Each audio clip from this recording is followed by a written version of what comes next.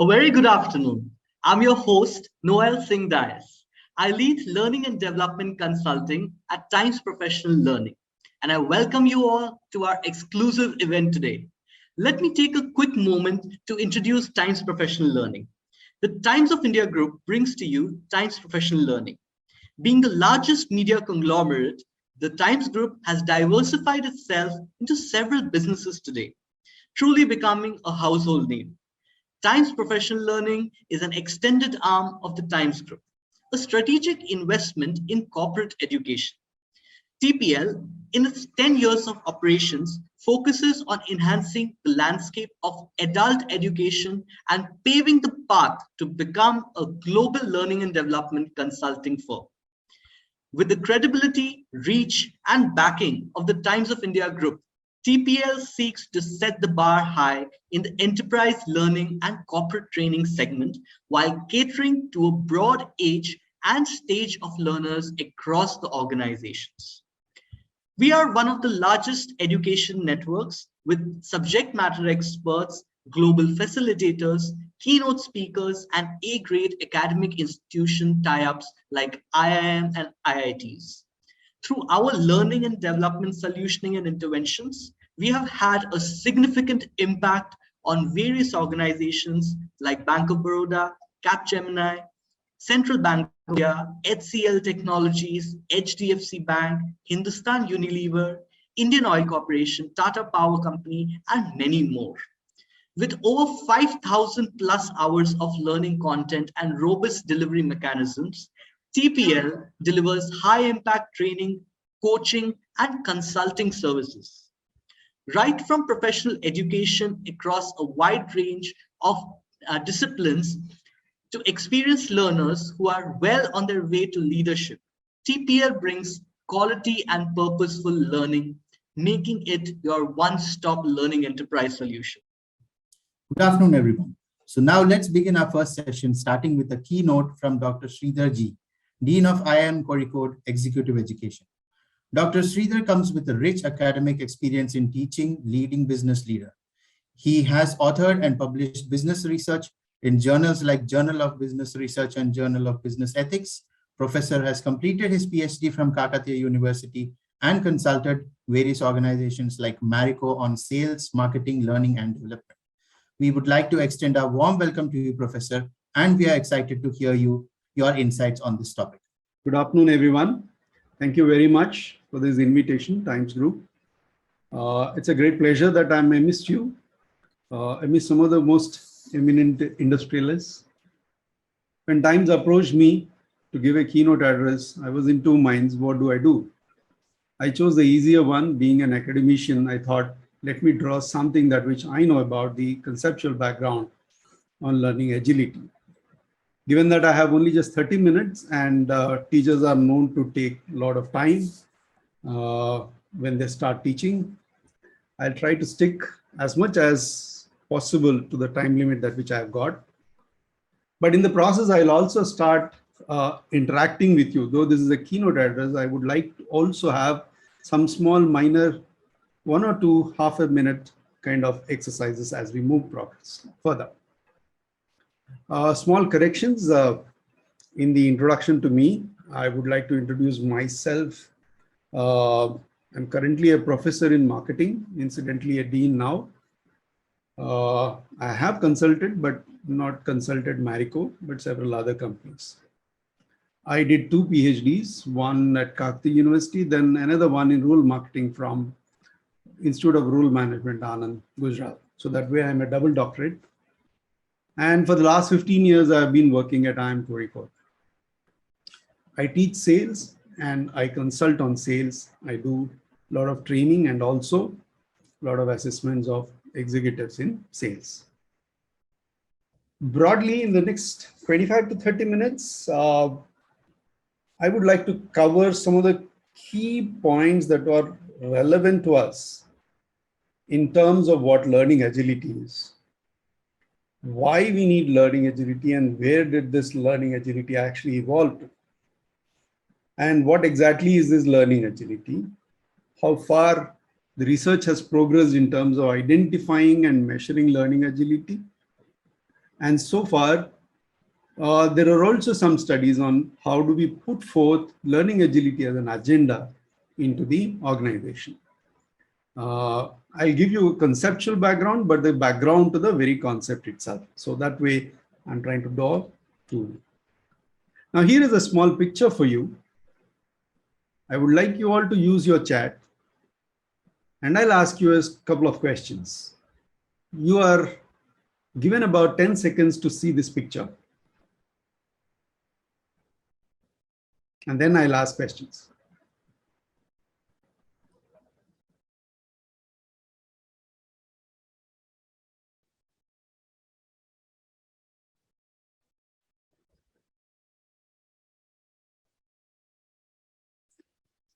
Okay, here is my question. Please use the chat function. Question number 1. There are two blocks, which is block A and block B. Question number 1, is block A darker than block B? If it is yes, type Y. If it is no, type N. May I request you all to do the honor?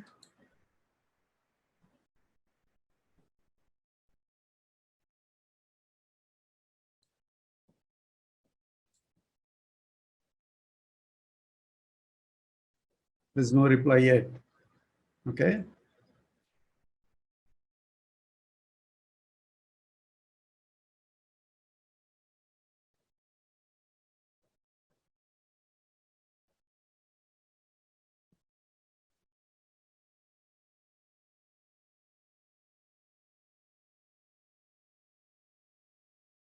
Okay. Question number 2. Is the block A darker than block B? Put yes or no.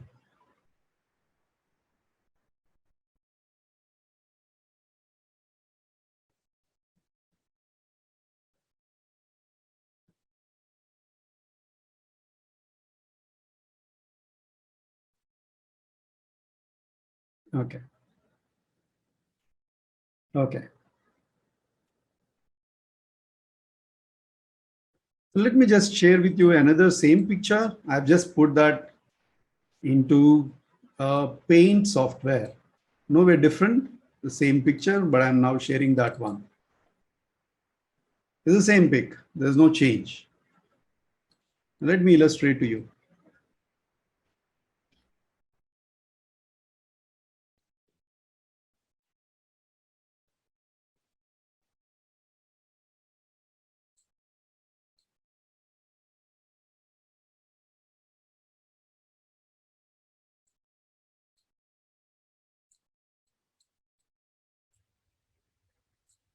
Now my question. Question number 1. Is the color of block A different than color of block B?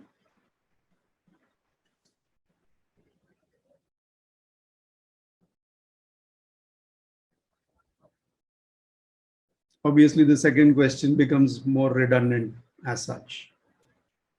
Because my second question in the earlier time was whether A is darker than B. Now, which one is right? Is this one right? Or is the entire picture that which I've shown in the first phase is right? It's a tough choice to make. But which one is right? And what happens? Now,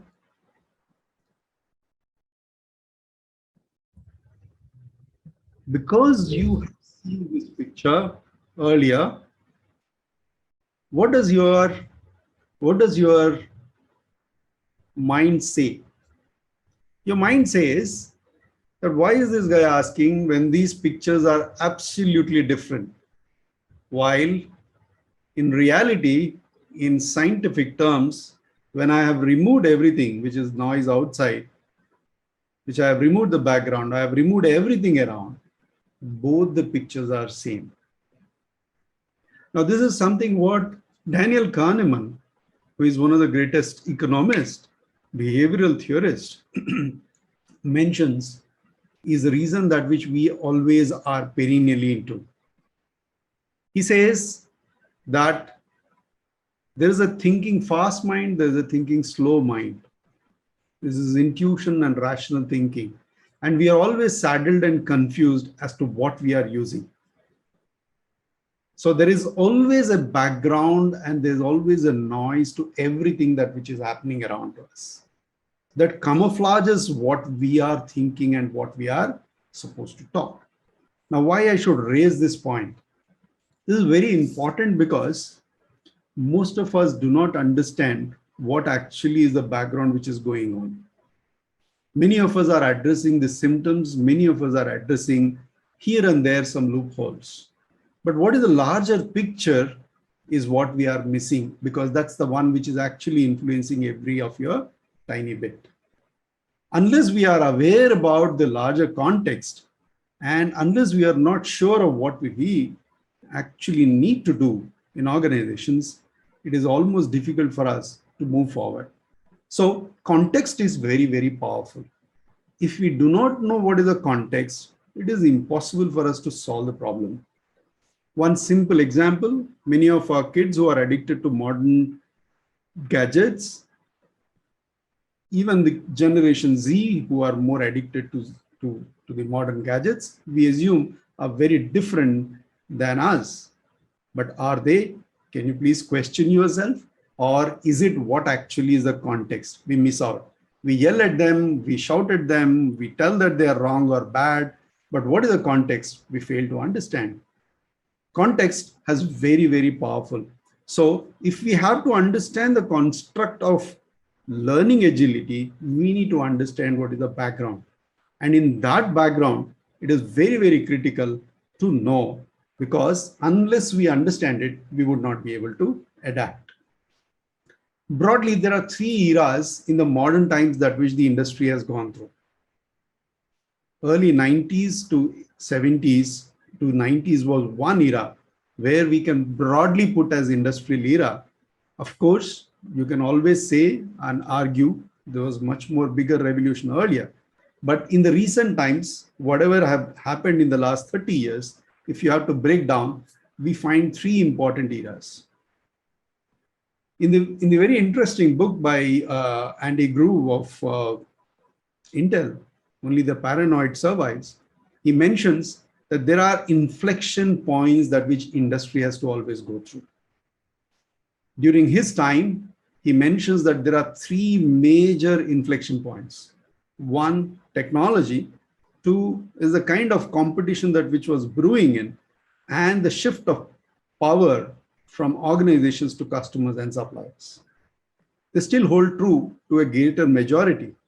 But as you move forward, there's a new way of revolutions that which have evolved, and a new era has erupted from the industrial era, and what we all know as information era. If you can just go back to about 10 years from in your own organization, you will find that the talent has been given so much of preferences. Why? Because it has become whoever is having ample amount of information or talent with them, they were supposed to be the critical resource. Guys were just coming and shifting their jobs from one to another one. And this has led to a plethora of talent management tools, techniques that which have come across. It was considered to be a war of talent. If you have a pool of talented guys, you would be having a strategic advantage. And then we crossed the second level after we have crossed, which has inbreeded a new era, which we are in.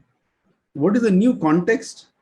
Market conditions were relatively stable in the pre-2000s. Since 2000s, it has completely become unpredictable. When I was in the industry, people were mentioning we will have Vision 2020. I bet any organization even talking about 3 years from now as to what is their vision, because it has become highly unpredictable. The traditional coordination among functions is hardly going to be as what it was. Flexibility is something that which has really come in a great way. Most of our management structures are highly archaic, but what needs is that the processes and systems which are now will not work in future. We need to have an evolution towards problem-centric organizational structures. Generation Z is completely different, and the way their attitudes are highly different. It is not that they are right or wrong, they are just different. And customers are much more powerful. Just to take case of a sales guy, about 70% of the information search of a consumer is already done before a salesperson meets a customer. In my times, about 20 years back, we were probably the #1 role models for a customer.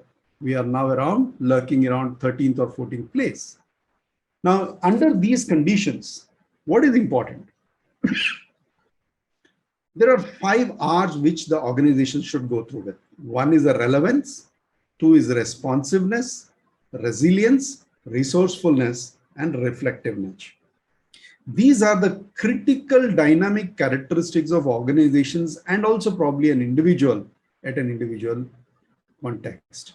How far are you making relevance to the context? How far are you and how fast are you responding? How far are you bouncing forward, not bouncing backward? And how far are you resourceful in terms of your talent is all what is critical. In this context, we have the third era, what is called as VUCA era. You might have heard of this acronym, but what we are now is highly volatile, uncertain, complex, and ambiguous. In this era, your abilities hardly matter. What is more important is ability and agility. Together matters. It is no more. That's what I was saying. These eras have arose from the previous one. They are not a paradigm shift from one to another, but they have evolved from one to another. Failing fast, learning, and moving ahead, which is more of a resilience, is all what is more critical now than ever. Now, this has created in the last, thanks to COVID, it has accentuated. The paradigm of learning itself is changing in the executive space.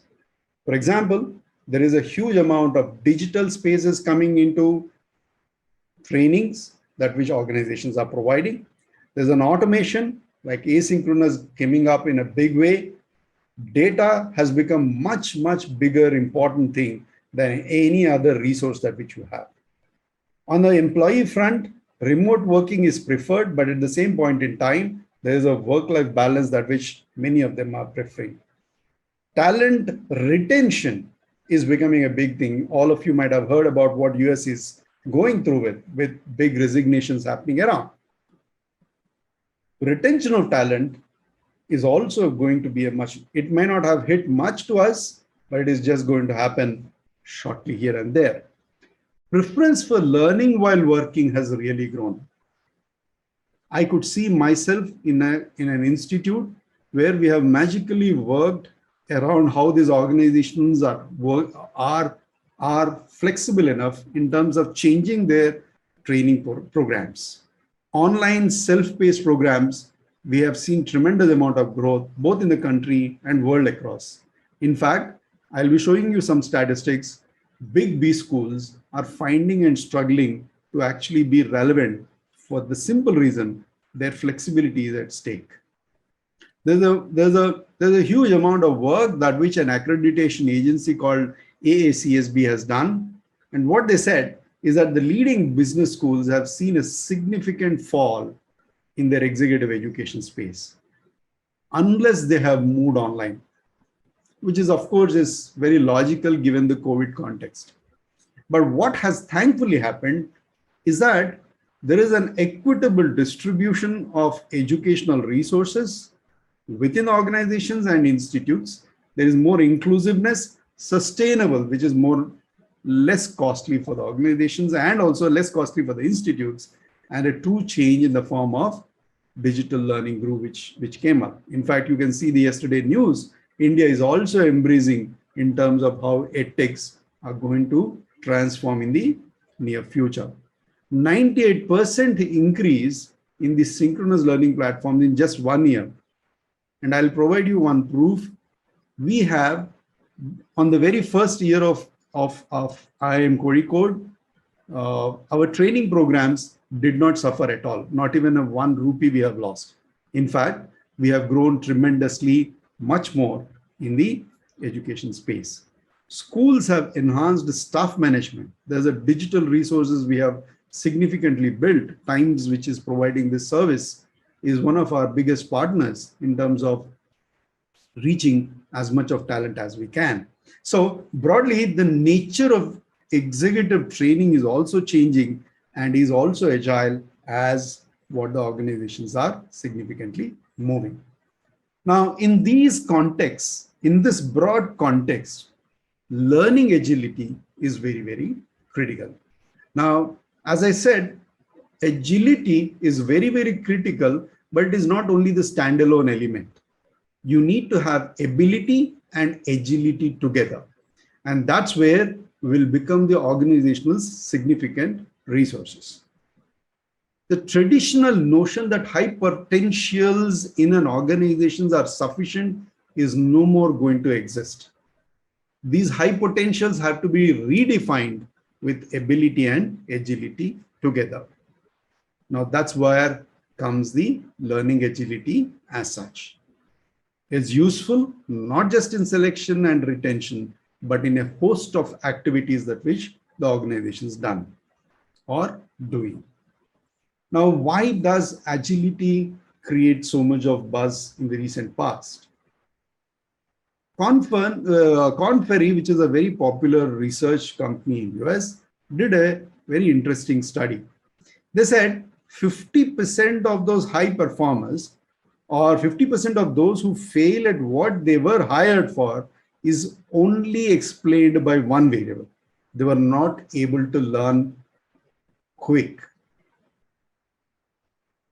Now see, ability would have been there while you have recruited, but they might have failed because they have not been able to learn quickly.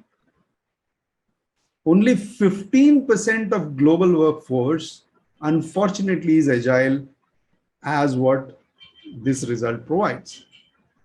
Not only that, the buzzword in the last few years has been creation of engagement among the workforce. Agility among the workforce is found to have a significant engagement levels, up to 5 times than when compared to a less agile individual. Not only that, they are highly productive. They bring profits to you. 25% of higher profits are brought only by these learning agile, say, workforce. They are more times promoted than any other organizational employees. They are 18 times much more likely to be identified as high potential than when compared to their peers. And about 18% of their promotions are again explained because of their learning. Now, so many pointers all eye upon one significant factor, which is learning agility. Now, let's get along to what is this learning agility as such. There is a debate among academicians whether it is a skill, whether it is a competency, whether it is an attitude or not. But there is a broad consensus, at least on a tentative basis, that it is a complex skill. Now, these skill by itself implies that you can groom them. So learning agility is something that which you can keep on improving upon in your own workforce. It's not stagnant. It's not an attitude. It's not a behavior which is more or less permanent, or it's not a personality thing. As it is a skill, you can learn, you can unlearn, and you can relearn and apply them. So there are 4 pointers at which learning agility provides to the workforce. Whoever possesses these 4, which is learn, unlearn, relearn, and apply, they are generally considered to be more agile. They are eager to know about themselves. They have very different ideas and notions. In fact, I always tell my support staff, I need one person in my team who always questions me. This may be probably told by many, but I have seen the utility of it. When there is a counter viewpoint, the entire team is on the tender hooks, not for wrong purposes, but in terms of looking at alternative ways. Seeking and having more experiences from what we learn is something they are natural to. They make sense of every complex projects and quickly respond. And even if they fail, their resilience is something that which brings them what they are. Just to put into perspectives, if these three are found, you can call individuals, you can call organizations as learning agile or agile organizations in learning space. First, they are adaptive, and more importantly, it is not just speed, but it is stealth. And I'll come to that difference in a short span of time. And the third is balance. Now, why it is a stealth? What is not speed? Quite often, we are confused with stealth to be a speed, but stealth implies speed with surreptitiousness. That is, you have a larger context which you are aware of, and you are carefully doing that with a lot of wisdom. You're not just mindlessly going fast and learning everything which is coming onto you. You're very picky, you're choosy in terms of what you want, and that actually is only going to solve the problem. And that sort of a people and organization is what we call as stealth. Not only that we learn, we quickly adapt. And that adaptability is something which we need to really look at. And in the process, what is more important is to stick to your core balance. Unless you don't know who you are, it becomes very difficult what you want to learn. And no matter how you learn, you will not be able to apply. So that balance factor is also critical in the entire learning agility process.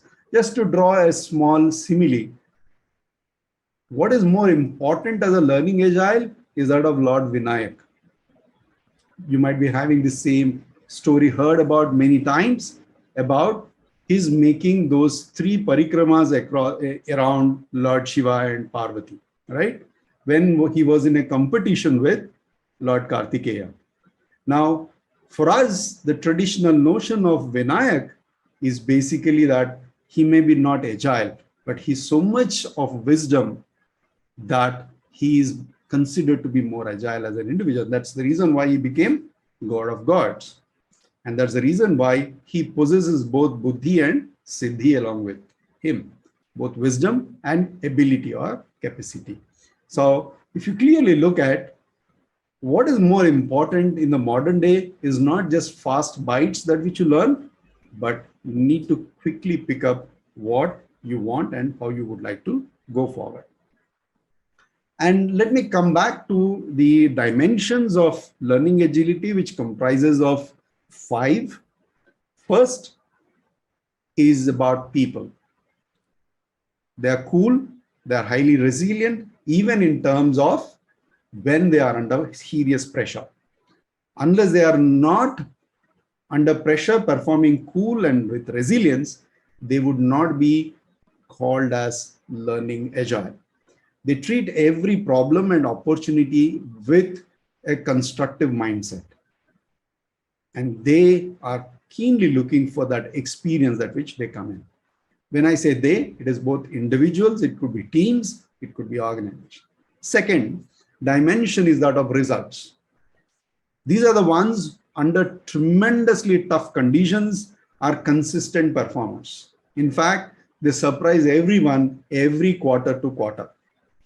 They inspire with their performance within the realm of morals and ethics, and they go beyond normal and exhibit why they are so good at. The third one is the mental agility. These are the ones who always find some different viewpoint in every aspect that which they are dealing with. Now, how are they able to do it? Because of their depth in terms of understanding those problems. They would have experienced it, they would have failed, so they would have known much more. They are very, very comfortable in any kind of VUCA situations. They are also agile to change. Quite often, most of the employees are deferring their options to move from one location to another location, but these guys don't. They see every change in an organization as probably a chance to learn. Now, they are very, very quick to adapt, And that's what we have seen earlier also as one among the three core characteristics. They're very curious, they're passionate about their ideas, they just keep on experimenting. They build their skills to anyone. And as I said, the most important aspect is that of self-awareness. Unless they know themselves, they would never be able to balance, and they would never be able to look at a larger picture as such. So there are n number of examples. So what did this hunter do? He laid a trap. He went and climbed the tree, and he hid under the branches somewhere on the top, and with a rope so that he could catch this deer. The clever deer suspected, because there were many uneaten ripened fruits which are on the ground, which the hunter has laid.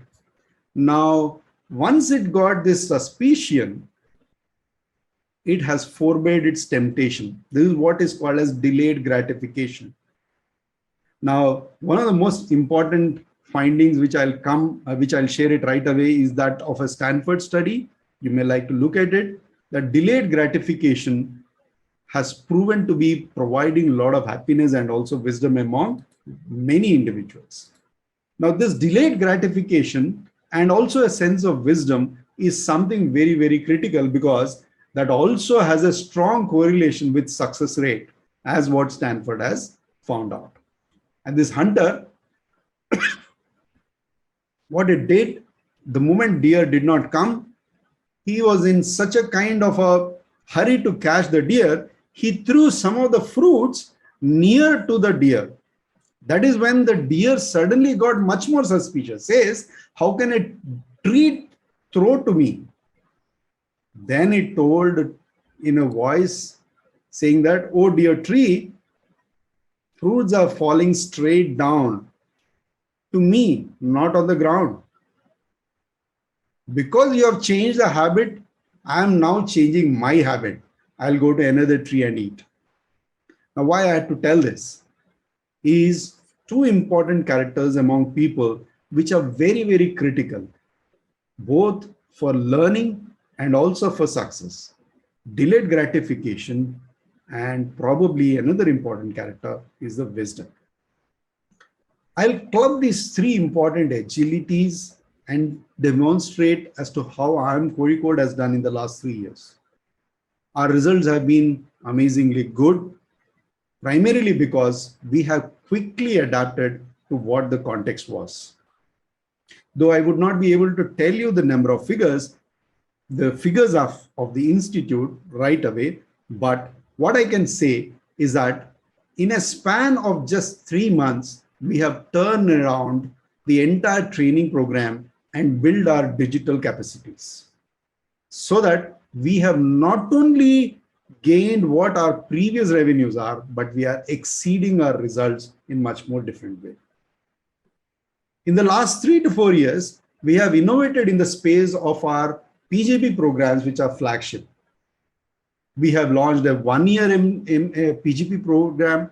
Nowhere in the world, probably nowhere in the country, if I'm not mistaken, in the country, we are one of the first ones to start PGP program with LSM, with sociology as a background. They are MBA with sociology background. We have also proven that our results are much more better over the past years. Agility is something which we have inborn with as an institute in the country, just to illustrate. And finally is a story of my favorite, of Mahakavi Kalidas, about no matter how great your ability is, you need to be grounded. Mahakavi Kalidas was known to be a great scholar. Once he was traveling, and outskirts of a village, he found a woman drawing water from a well. Because he was thirsty, he asked, "Oh lady, can you please give me some water?" She says, "I'm sorry, I don't talk to strangers. Can you tell me who you are?" Then Mahakavi Kalidas says, "I'm a traveler." Then this lady says, In the world, there are only two travelers. One is sun, the other is moon. Who are you? Mahakavi Kalidas suddenly gets a stunned reply. Then he says, I am a guest to your village. Why don't you give me water? Then she says, there are only two guests in the world. One is youth, the other is wealth. They come, they go. Who are you? Then again stunned, Mahakavi Kalidas says, you are actually testing my patience. I'm a very tolerant person. Oh, is it? I know only that there are two tolerant. One is Bhumi, which is Mother Earth. The other is a tree. Who are you? This man suddenly goes wild. He says, you are unnecessarily, talking to someone without knowing who he is or she is. I'm a very stubborn person. Will you give me water or not? His voice rose. Then this lady with all his patience says, oh, you're a stubborn. But I know there are only stubborn two. One is a nail. No matter how many times I cut, it comes again. The other is a hair, which how many times I cut, it still comes up. Who are you? Are you a nail or are you a hair? Then this man gets completely perturbed and says, I am a fool. I unnecessarily asked you water. I'll go. Oh, is it? You are a fool, but I know there are only two fools. One is a king. The other is a sycophant of the king. Which one are you? That is when Mahakavi Kalidas falls on the feet of this lady, recognizes that this lady is none other than Mata Saraswati. Then she comes up and tells, Kalidas, you are more wise. But what is important is to know who you are, what you are born. Knowing yourself is one of the most important characteristics. You may have learned a lot, you need to keep learning. And that's only one which is going to make you a better human being. And that's where it draws to our fifth dimension, which is self-awareness. 3 important points I'll quickly run through because I'm already done with my time. There are 3 ways at an individual level you can probably grow the learning agility. One is what I call as extreme Pareto. Choose one and choose much more sharper and try to dig much more deeper into it. Second one, work on your strengths. Even your teams, if you can identify what their strengths are, they would be able to learn within their strengths what is to be learned much more further. Rather, if you push them hard, especially the modern generation, if you push them hard to a direction what you want, probably it will be a unnecessarily futile effort. The third is a growth mindset. One of my all-time favorite books by Carol Dweck.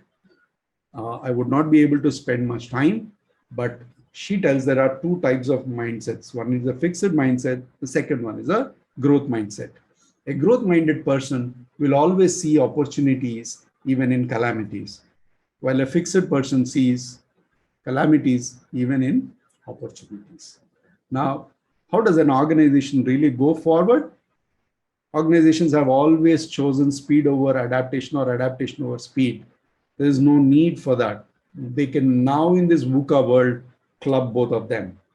There is no choice making. The function is and, the function is not or. We have to move from OR to A and D. And that's where is the only way organizations can survive this. How do they implement? They just need to observe how small companies have evolved over a shorter span of time. How surprised it is that we have got unicorns as big as probably, in a shorter span of time, like nobody can even imagine. How were they able to do that?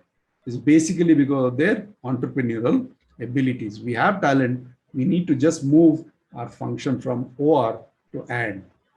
And my last slide, all these dimensions can be used across the HR and organizational processes, all to improve the talent pool, high potentials, and keep on evolving the best of the best. That's all from my side. There's a small template, but thank you very much for patiently listening to half an hour.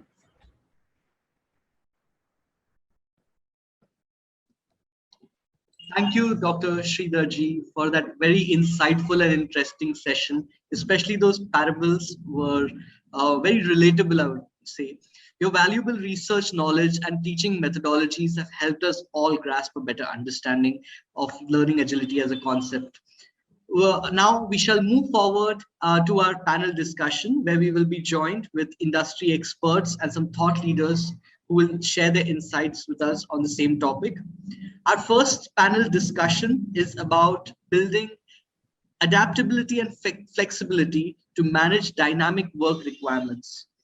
Over the years, we have seen the evolution of learning at an exponential rate. Blackboards and chalks, what were once a norm, today we consume knowledge on the move.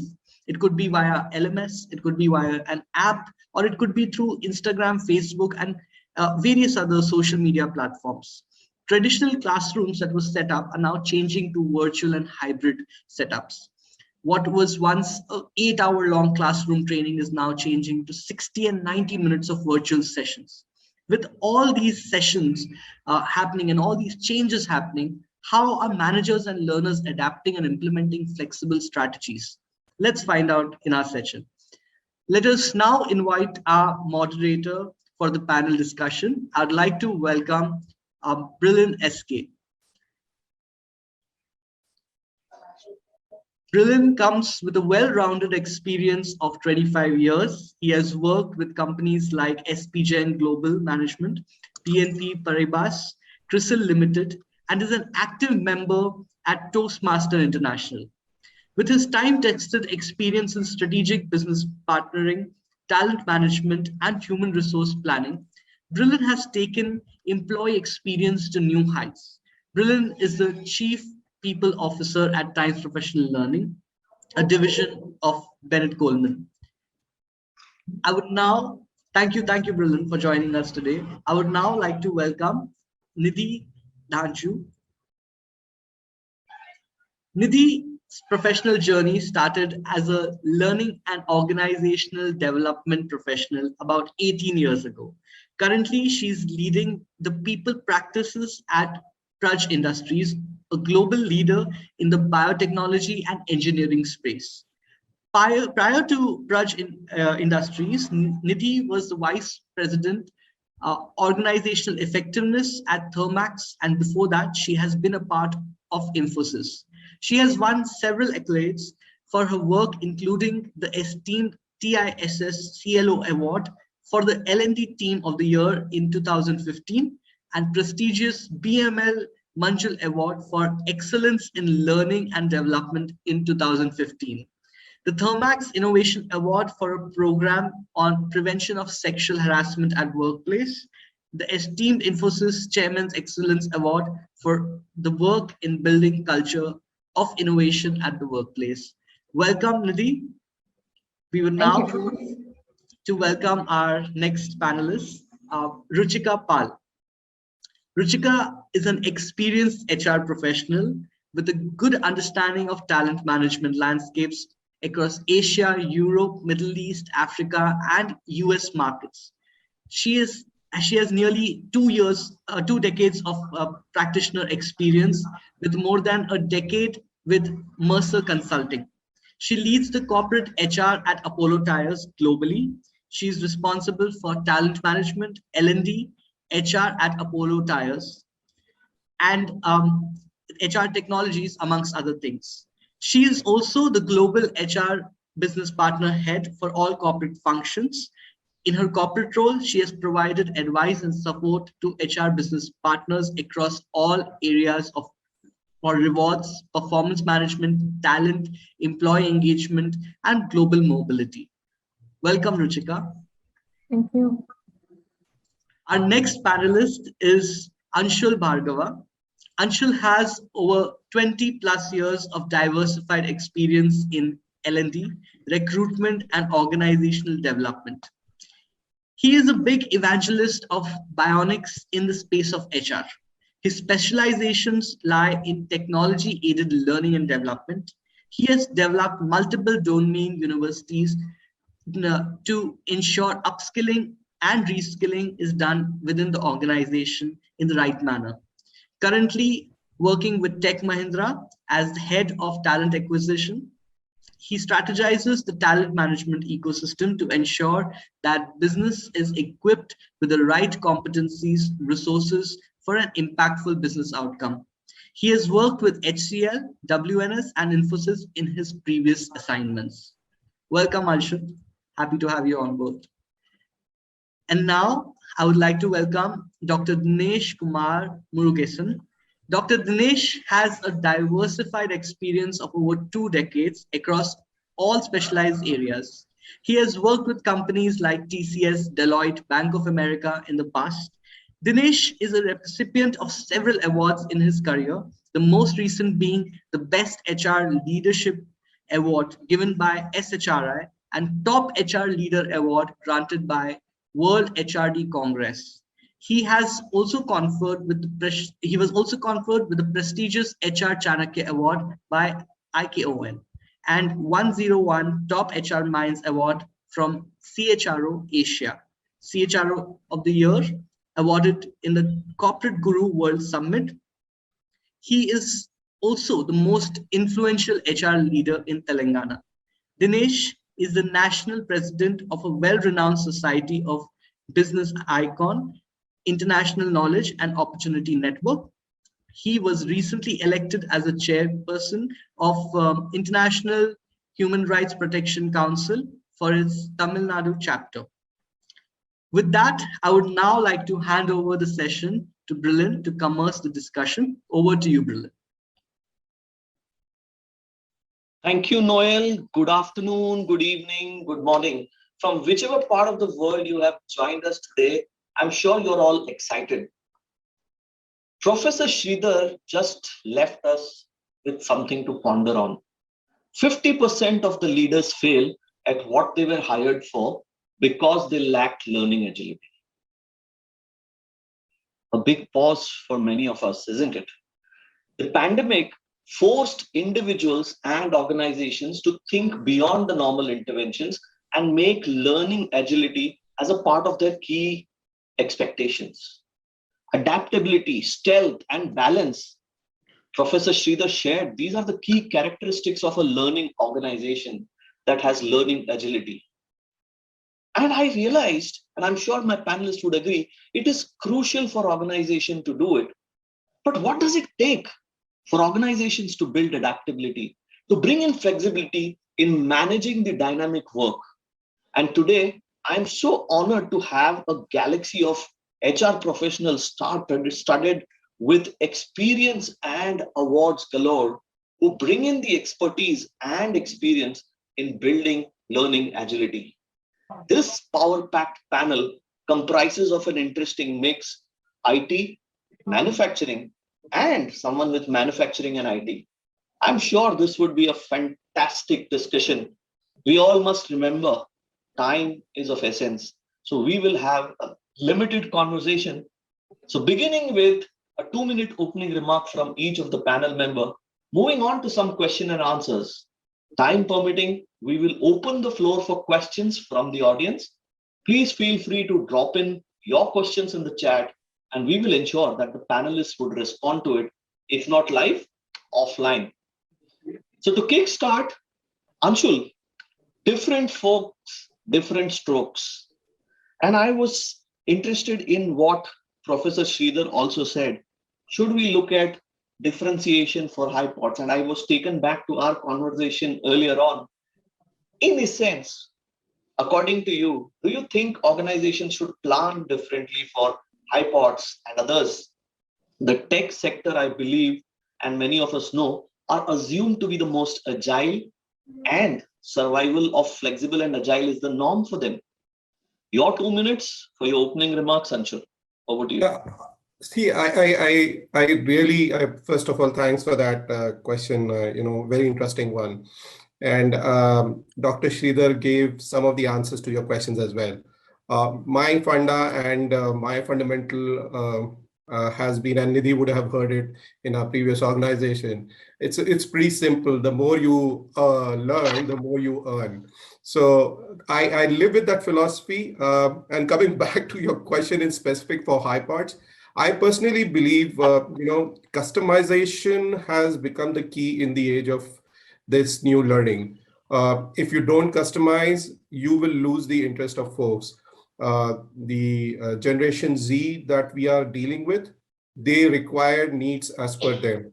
So, whether it's in a domain of technology or in mobile development or any other things, I think now this bit learning blocks will be different for each.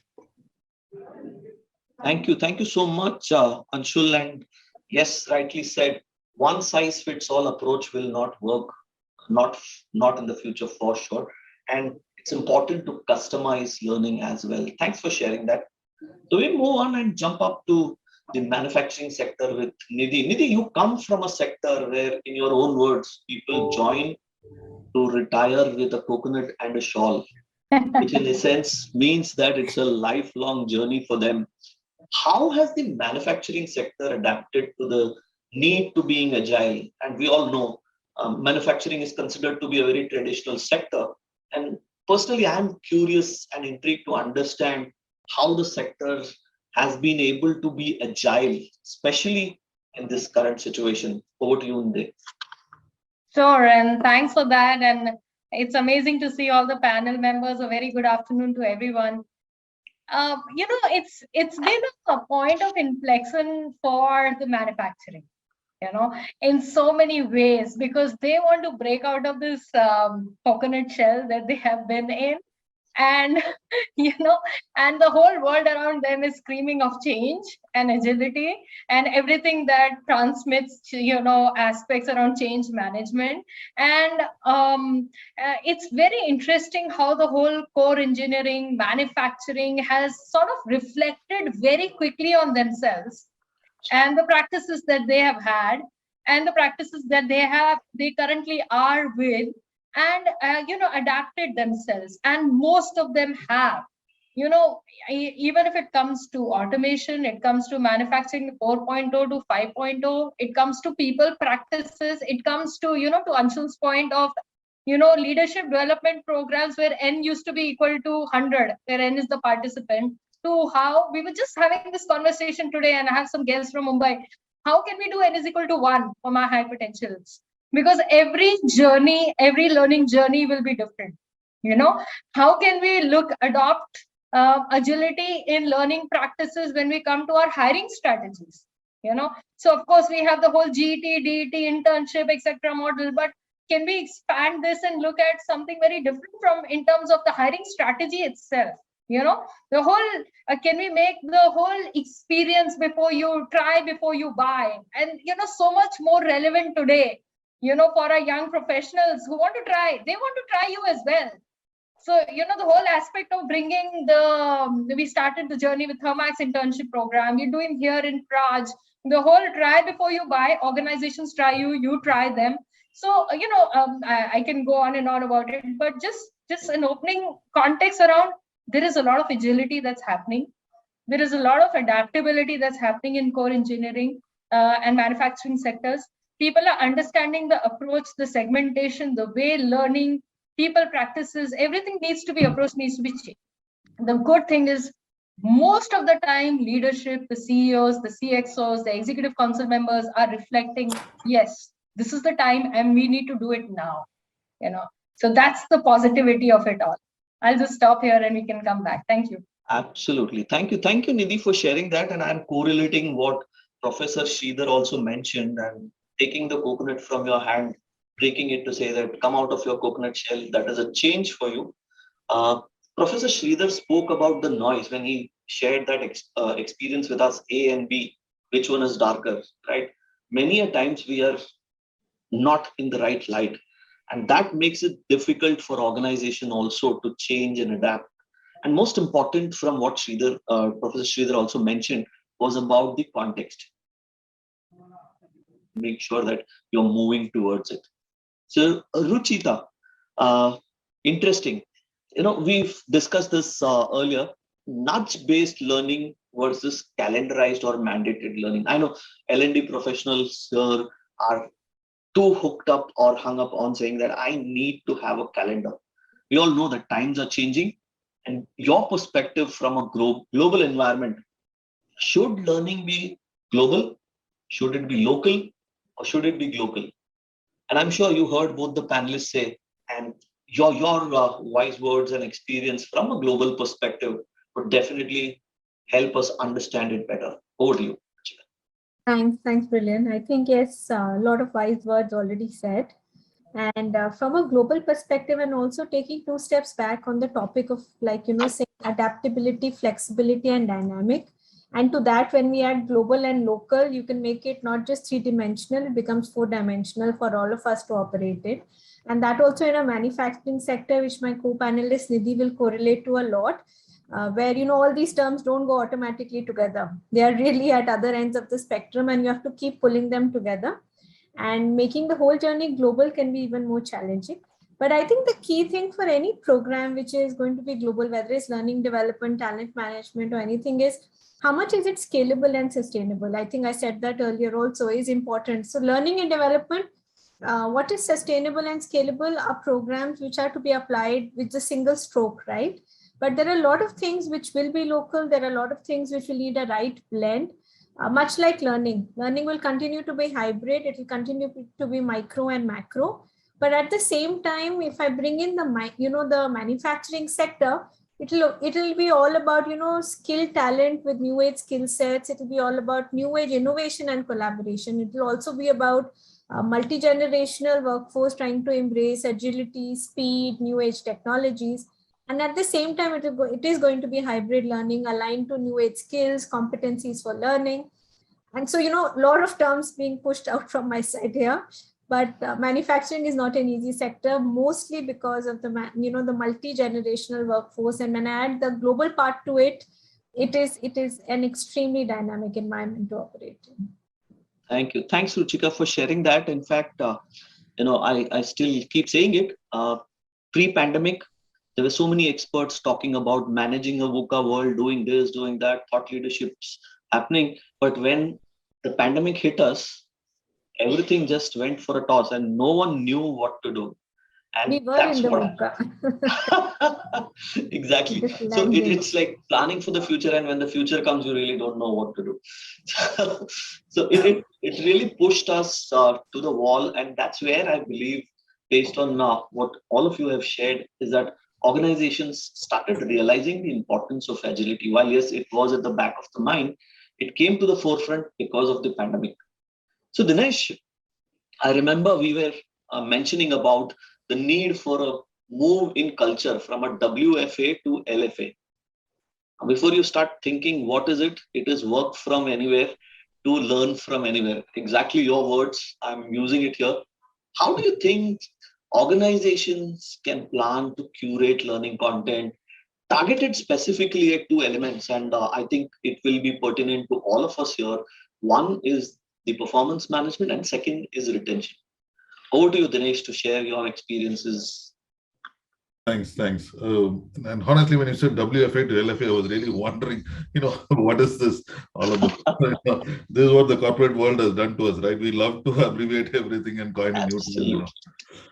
And that's also, I think, kind of relates to being agile.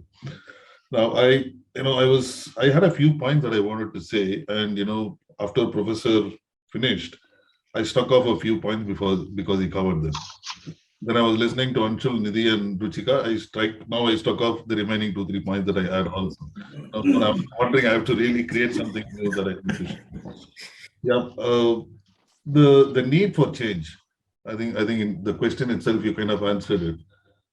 Now we are moving to a work from anywhere concept, the hybrid working, and therefore the learning also changed to a learning from anywhere mode, from an overarching strategic perspective. Now, if I drill down to an individual, I see a lot of organizations now are talking about purpose. And I also see in the individuals, the sense of purpose is increasing, right? And therefore, the learning that we offer should also kind of offer or cater to the purpose of the learners. And therefore, there is a need to change. And we also had this question from a different context, should we customize learning? Should we change it? Should it be broad-based, global, or should we? I think customization, and that is where I had a slight, point of disagreement, on should we customize it? Should we keep it generic? And that's what I think probably an academic institution and a corporate would differ, because academic institutions definitely cater to larger audiences. And therefore, their spectrum would be wide. They would like to keep more things generic, conceptual. But when it comes to corporates, then the purpose becomes even more channelized and focused. Now, I'll give you an example that I picked up from a gamification concept, and then they very nicely correlate to learners. There are 4 types of learners. One, scholars, that they just come to learn and develop knowledge. They are called scholars. The next category is called socialites. They come in to learn because they want to form networks. They want to meet new people. The third type is called strivers. They want to improve themselves. So I'm doing something today. I want to learn an advanced program in this, and I want to improve my skill. I want to upskill myself. The fourth one is called slayers. For them, winning is very important. And if you correlate it to the corporate context, high pods very clearly get into the slayers. Now we have content, all service providers, including like yourself, you have content covering everything. The need now is to curate, the programs, modify your platform where it kind of caters to all the groups. That is becoming a necessity now. So one is, the way of learning from anywhere. The other is identifying the purpose of the individual and the corporation, curate the program that we have, connect it to the purpose, is becoming a need, and therefore it continues to be a success. Otherwise, the individuals will continue to feel that they are learning something, but the objective is not met. Yeah, short question, long answer, but that's how I would submit it. Sense of purpose is increasing, and therefore I think customization and the changing way of learning is important. Thank you, Dinesh. And I think that is where probably the intersection of academia and the corporate can happen, in terms of trying to bring in a commonality from whatever we said. Should I customize? Should I generalize? And curate programs which are specific to the needs. And I think that is a very big scope for corporates as well as academics to partner together and make sure that the agility that we are talking of is made accessible to everyone. Thank you so much for sharing that. And I think that's a critical input, which I'm sure I'll take back to my team, and I'll probably have many more conversations to see how we can blend that together. So quickly, we all know that it's important. So Nidhi, tell us about the needs of the changing learners at the workplace, specifically from a manufacturing sector. So what's happening is a landscape that's getting developed very brilliantly, and Dinesh puts it so beautifully. I don't have any other ways to put it, but I'll talk about sort of the manufacturing genre and what's happening. A worker wants to move to a supervisor. A supervisor wants to move to a functional head. A functional head wants to move to an HOD. An HOD wants to move to an SBU head, a strategic business unit, and so on and so forth. And the whole pipeline is so dynamic that perhaps a worker would never imagine maybe 2 decades ago that I can be a supervisor. And so, to my colleagues' points here, and even Ruchika makes it very, Anshul mentioned it earlier, the whole context of learning, keeping the aspiration of the learners in mind has become so important. I mean, can I do diploma to degree programs, degree to postgraduate programs, postgraduate to MTech, and MTech to PhD programs, and in parallel, I'm running my, we are talking with one of the premier institutes trying to look at an MBA plus a technology program, for some of my high-flying GETs. So whole paradigm of aspirational of learners has also evolved over years, right? And how do we as organization look at it from the personal aspiration of the learners and, coming back and tying it to the manufacturing sector, but at the same time, also look at the organization context, because if my worker is moving to a supervisor, he or she really knows what's happening in the shop floor, is able to correlate. I have a beautiful story there where, the contextualization becomes so beautifully defined for me that it's a win-win for me, and why won't I make the extra investment in learning, in efforts, and everything to make that happen? Mr. Rohinton Aga of Thamax used to say that, somebody asked, and I'm sure this is very popular, that, oh, you're spending so much on training, but what if these people leave? And he said, what will you do if they stay with you? And they're not learning. So the whole context of learning has changed. I'll just make two very quick points. It's imperative to look at the individual aspiration of a learner. And sometimes we only look at middle to junior levels and then, the senior leadership programs, etc. But I think it's also very important to even sit with the CFO and ask him or her, where do you see yourself and what do you want to do? Those conversations, need to have it across the segment of organizations. Learning has to have an imperative of the organization context. A lot of people, employees will come, मेरा क्या madam, मेरे लिए सोचो, अरे आपके लिए तो हम सोचेंगे ही, but आपको organization के बारे में भी सोचना है, So somewhere you have to marry the organization context with the individual aspirations for learning, and that's where I think the marriage has to be beautiful. So, it doesn't have to get divorced. It has to be together. And how do we make sure that happens is how I think the whole learning paradigm will be for organizations. Thank you, Nidhi. And Dinesh, it gives me another acronym, WIFE. What's in it for each other? Wow. Because she spoke about marriage, and I think that aligns well. So, Dinesh, any thoughts beyond what Nidhi has already shared? Yeah, first, please call it something else and not wife. I think she also added quite some use to this. The other thing that I wanted to mention again from the learn from anywhere concept, if I can add a point, I think we all are witnessing that the browser as a tool is slowly dying. Yeah? Internet as a medium is definitely taking over, but the browser is dying and the apps are taking over. Right? And nowadays, if I see the way of living, not just way of working, the way of living is moving more towards an app-based living, right? Be it taxi or food or whatever. But unfortunately, I see most of the learning tools, they are still not fully app-based. And that is what I would see as an evolution and a change, because the younger generation is going to move more and more into apps. That is what I'm saying. If the way of working is moving, a lot of organization is looking at apps for hybrid way of working, booking, and booking a seat or booking a meeting room. In short, the way of working is becoming app-based. Way of living is becoming app-based. Way of learning should also move to app-based. And then you draw a connection between all of this. And again, it kind of solves the purpose. And I think you asked this question in our last meeting. What apart from gamification? I think.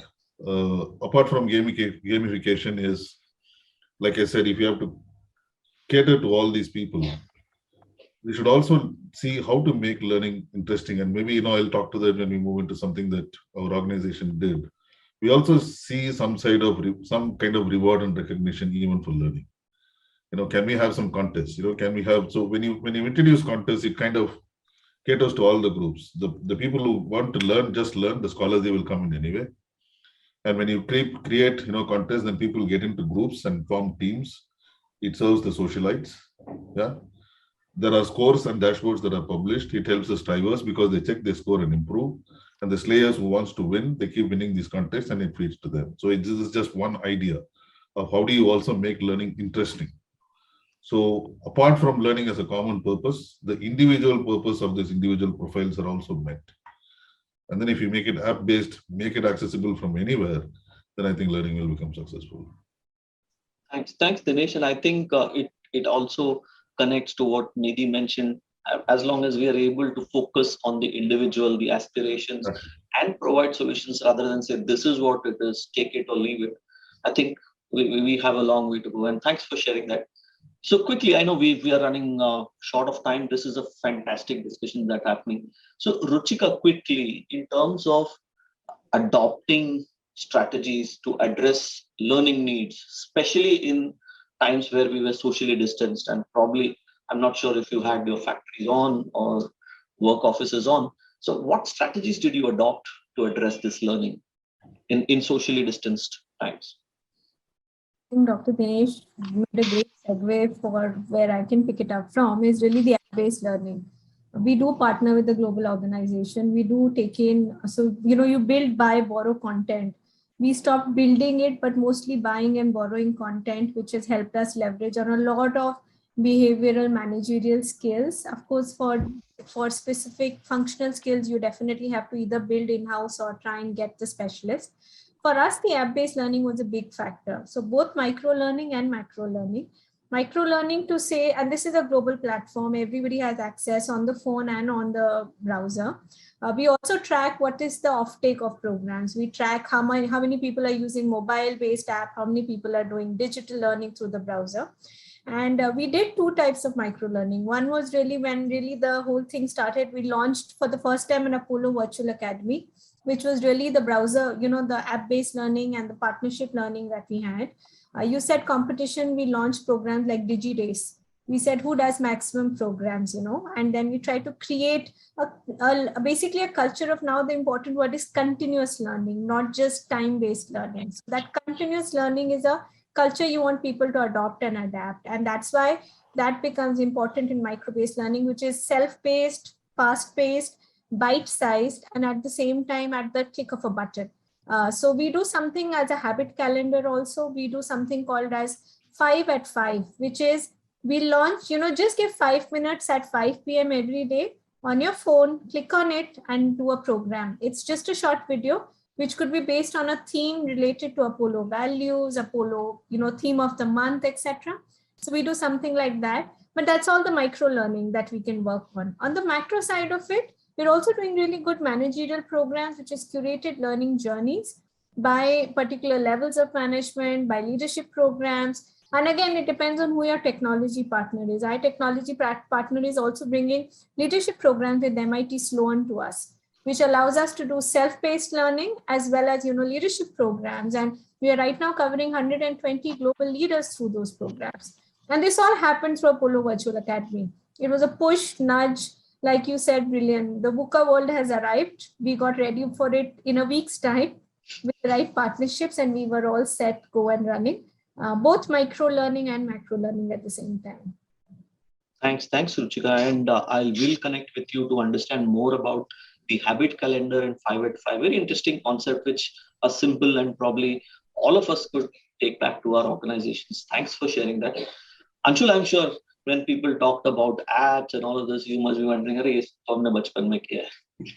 coming from a background of technology-driven systems, what, according to you, were the different strategies that you adopted to address the learning needs? Yeah, I think, we made one very significant change in the way we wanted to move to this agility learning. And this is nothing, and interestingly, this is nothing to do with COVID. I started it in 2019 when COVID was not even present. So we started making these digital universities, and we started linking up on Dinesh's point. How do you link it up with their progressions or IJP, which is internal job postings? How do you link it up? So we started making these domain universities. We did beautiful concepts, and I can name it. One was the telco. So we also wanted to borrow or buy, but we had to build it because the content that we were getting was not very relevant from the market. So we developed a team, we built it, and we linked it to their promotion and progressions. For example, if there were 8 units to be done, if you are doing, say, 6 units out of 8, it became more like a curriculum, which most probably Times would have it in any of their programs. And the beauty and the customization we brought in was, if you know 3, just give the assessments and move on. So you need not to spend too much of time everywhere. And that's how we customized each journey. So like for example, if you are doing graduation, you will have to complete assessments of each of the subjects. But here, you don't have to learn each of the subjects sitting in the virtual classrooms. So that's the beauty of customization we brought in. And trust me, it became a huge hit, not only within us. In fact, when we showcased to our customers, they were very, very interested in it. And right now we are in a position that we can even sell it. But I'm not going to sell my baby, but still, I'm saying it's a pretty interesting concept. Thanks, Anshul. And it is rightly said that it's always a full circle. If you remember, in the good old days, we used to have tailor-made, custom-made clothes. Then came the generation of ready-mades. And now again, we are going back to customization. And I think that's applicable to even the function of learning. And it's so visible and evident across that one size fits all approach will never ever work. We are actually reaching closer to the end of time, but quick question, Anshul, you can take it, and then probably the others can chip in, is what is the future of learning agility at the workplace today? I think I'll go back to what Dr. Sridhar said. For me, if, and the way I see the next 2, or if I can say 3 years, which we will run through on this agility, I think the framework itself on those 5 parameters, which is results, self-awareness, mental, people, and change management. If we start building up programs on those, and I'm not limiting my programs within only learning, but I'm going to put it in the canvas of the entire HR, because, so for example, role changes, beautiful concept which should be there in this, again, using that VUCA world. And I'll just give you one more concept, which I just I was attending a seminar where I learned VUCA had been there for ages. I think in 1987 it was when it was, which came in. But now the speed of VUCA has changed. It is becoming very, very fast. And that's where learning agility comes. So these role changes will become very, very helpful. How people not only adopt, but adapt to those things and then start giving results. I think the entire cycle, if our framework, our learning framework itself is made on it, I think that's where we'll start winning the business battles, as Nidhi rightly said, how the outcomes are more business driven, and in the same way, the learner is also getting what he needs. Thank you, Anshul and Dinesh, so that you are not the last man speaking. So over to you. Thanks. Thanks. Now I'll probably start with this proverb. Maybe all of us would have known this. It says, when the learner is ready, the teacher appears. And I think it says it all. It says that the learner is in the lead. And approximately 2 decades ago, when ASTD said we should no longer call training or use the word or term training, we should use the term learning. I think every company immediately adopted to the change in terminology. All the training departments were immediately renamed as learning and development. But I don't think many of us, and I include myself, got the concept right. It actually spoke about the concept that the learner should be in the lead and learning should be driven by the individual. Because when you say training, the accountability comes on the trainer or the organization that we have to train something. That might probably work in the army. When it comes to the corporate world, learning, so there is a lot of individual interest, what the individual wants to do, and the accountability lies with the individual. Now, if we put all the new things that we are talking about, I'm not going to harp on the same thing again. All of us are again talking about it needs to be customized to the individual. I think the important piece here is to make the individual understand what they want. Some people, not everybody gets it right? That's what organization, and this is more conceptual, and that's what our role is, as HR, to facilitate the individual to think and decide. And how do we enable that is through clear learning paths, which will tell people what will be the exact outcome of this learning path. And then link these learning paths to a career development framework and show the individuals a clear career path. I can look at the faces of all my fellow panels. It is not as easy as I said. It's the most difficult thing to figure out. But if we get this right, then the appreciation for the learning will increase, because the learning journey for me ends with an advancement in my career. You can use any platform, any technology, any way of learning to use that. So we make the individual accountable, and we have a facilitation process to help them reach their career destination.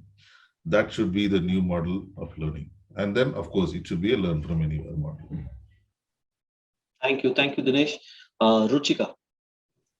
For me, I think the key word is going to be change management. Whether you embed it through learning, through the VUCA world, through upskilling, through reskilling, the key will really be how, I think, like what Nidhi said, what's in it for me, the company is also saying, right? I think we are so focused on the learner that we forget that the huge investment is coming from the company. And the company is also saying, I'm investing all of this to ensure that the change management process is as smooth and as easy a process that can be. And we're able to see tangible benefit of moving forward in the VUCA world by taking everyone along. So for me, the mother statement around all of this will be how to effectively manage change and be able to change the, help the organization move forward while all the people move forward alongside. Thank you, Ruchika, and over to you, Nidhi. Sorry, you took. Did you say me? My name? I don't know. I couldn't hear you. Okay. Yes. No, I think my panel colleagues have said it all. I would just say it has to be a journey. It's never a destination, and I will attend one program and I will get promoted to a manager. I will attend this certification and I'll become a PMP certified. I will do this. वो दिन अभी चले गए हैं, अभी learning is a journey. It's not a destination. We have to realize it. And all my colleagues put it so well, talent mobility, horizontal career growth. Learning is not just, programs and interventions. It's so much more to learning.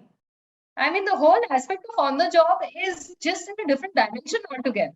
The whole talent mobility is such a beautiful thing, right? You move talent from one place to another, you throw them in, different places, you make, and it's been going on for years, but now, these crazy and beautiful terminologies of talent mobility. So just to put it, it's a process. It's not a destination. And like Ruchika said, absolutely, it's change management for employees, change management for organizations, and how we manage that is going to be the opportunity for all of us here. That's it. Thank you. Thank you so much. And I so resonate with what you had mentioned earlier. Individual organization, they need to connect together because they are interlinked, and the ecosystem needs to be made in a sense that they synergize the needs of both the individual as well as for the organization. And we all know we are in an unpredictable situation right now. The environment is changing dynamically, probably by the minute, I would say. Adapting, adopting, and evolving is the only way forward. And thank you, the expert panel, for some amazing insights and the direction of travel. And what Professor Sridhar said, it's not about or, it's about the and. Moving from or to and is the critical factor that will make a difference, which also means organizational agility alone is not sufficient. Staff must be agile and driven towards purpose. I'm adding what Dinesh shared with us, because without purpose, I think we can do everything and say, "Ek certificate ho gaya, main mujhe next level pe pahunchuna." So it is important for all of us that we need to be agile. We need to be agile as individuals. We need to be agile as an organization. And it all begins with a change in the workplace culture. Thank you, Ruchika, for mentioning that and hammering it hard. We need to encourage, we need to engage, and that's when we can evolve effectively. We can definitely continue this discussion for time immemorial, but we have to put a hard stop right now. Thank you for sharing your views, your best practices. Please stay connected and let's discuss offline on how we can bring in agility and acceptance. It was fantastic being a part of this panel, moderating this conversation. I feel sorry that we have to stop here right now, but as they say, time is of essence. Let's get back to signing off for this panel 1 right now. Back to you, Noel. Thank you. Thank you. Thank you. Thanks so much. Thank you, Brilliant. I think that was a very interesting session, leaving us with a lot to reflect upon. So keeping all of this in mind, our team at TPL has put up a surprise for y'all, which we are going to share with y'all very shortly. This surprise is a toolkit that can manage your learning styles and your teams become more agile. So before that, we would like to share a little more about TPL.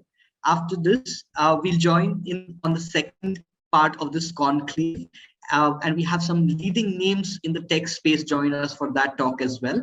So see you on the other side after a very short video.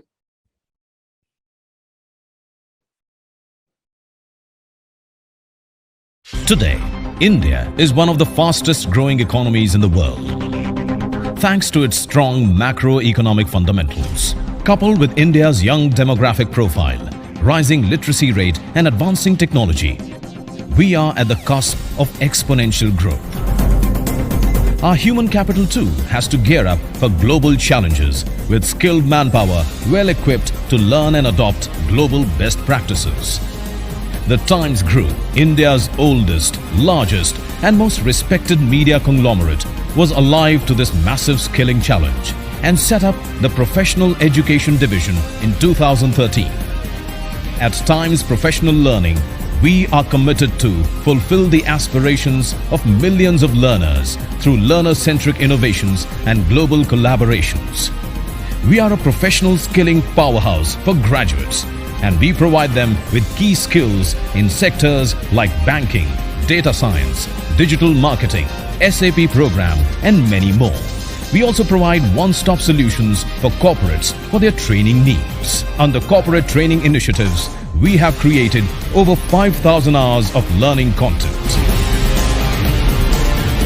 ET Cases, India's first case repository, makes accessing real business cases from all over the globe easy. Our executive education brand, The Second Wind, partners India's and the world's most trusted names in higher education to offer a wide variety of programs and workshops. TSW delivers executive education to experienced professionals keen to hone their skills and add value to their work. Till date, we have associated with world-class organizations to train executives at all levels. We can help you skill, train and enhance your most important intellectual resource, human capital.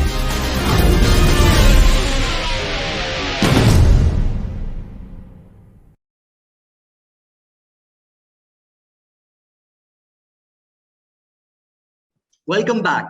So just as promised, I'll now share a little more about our Learning Agility tool.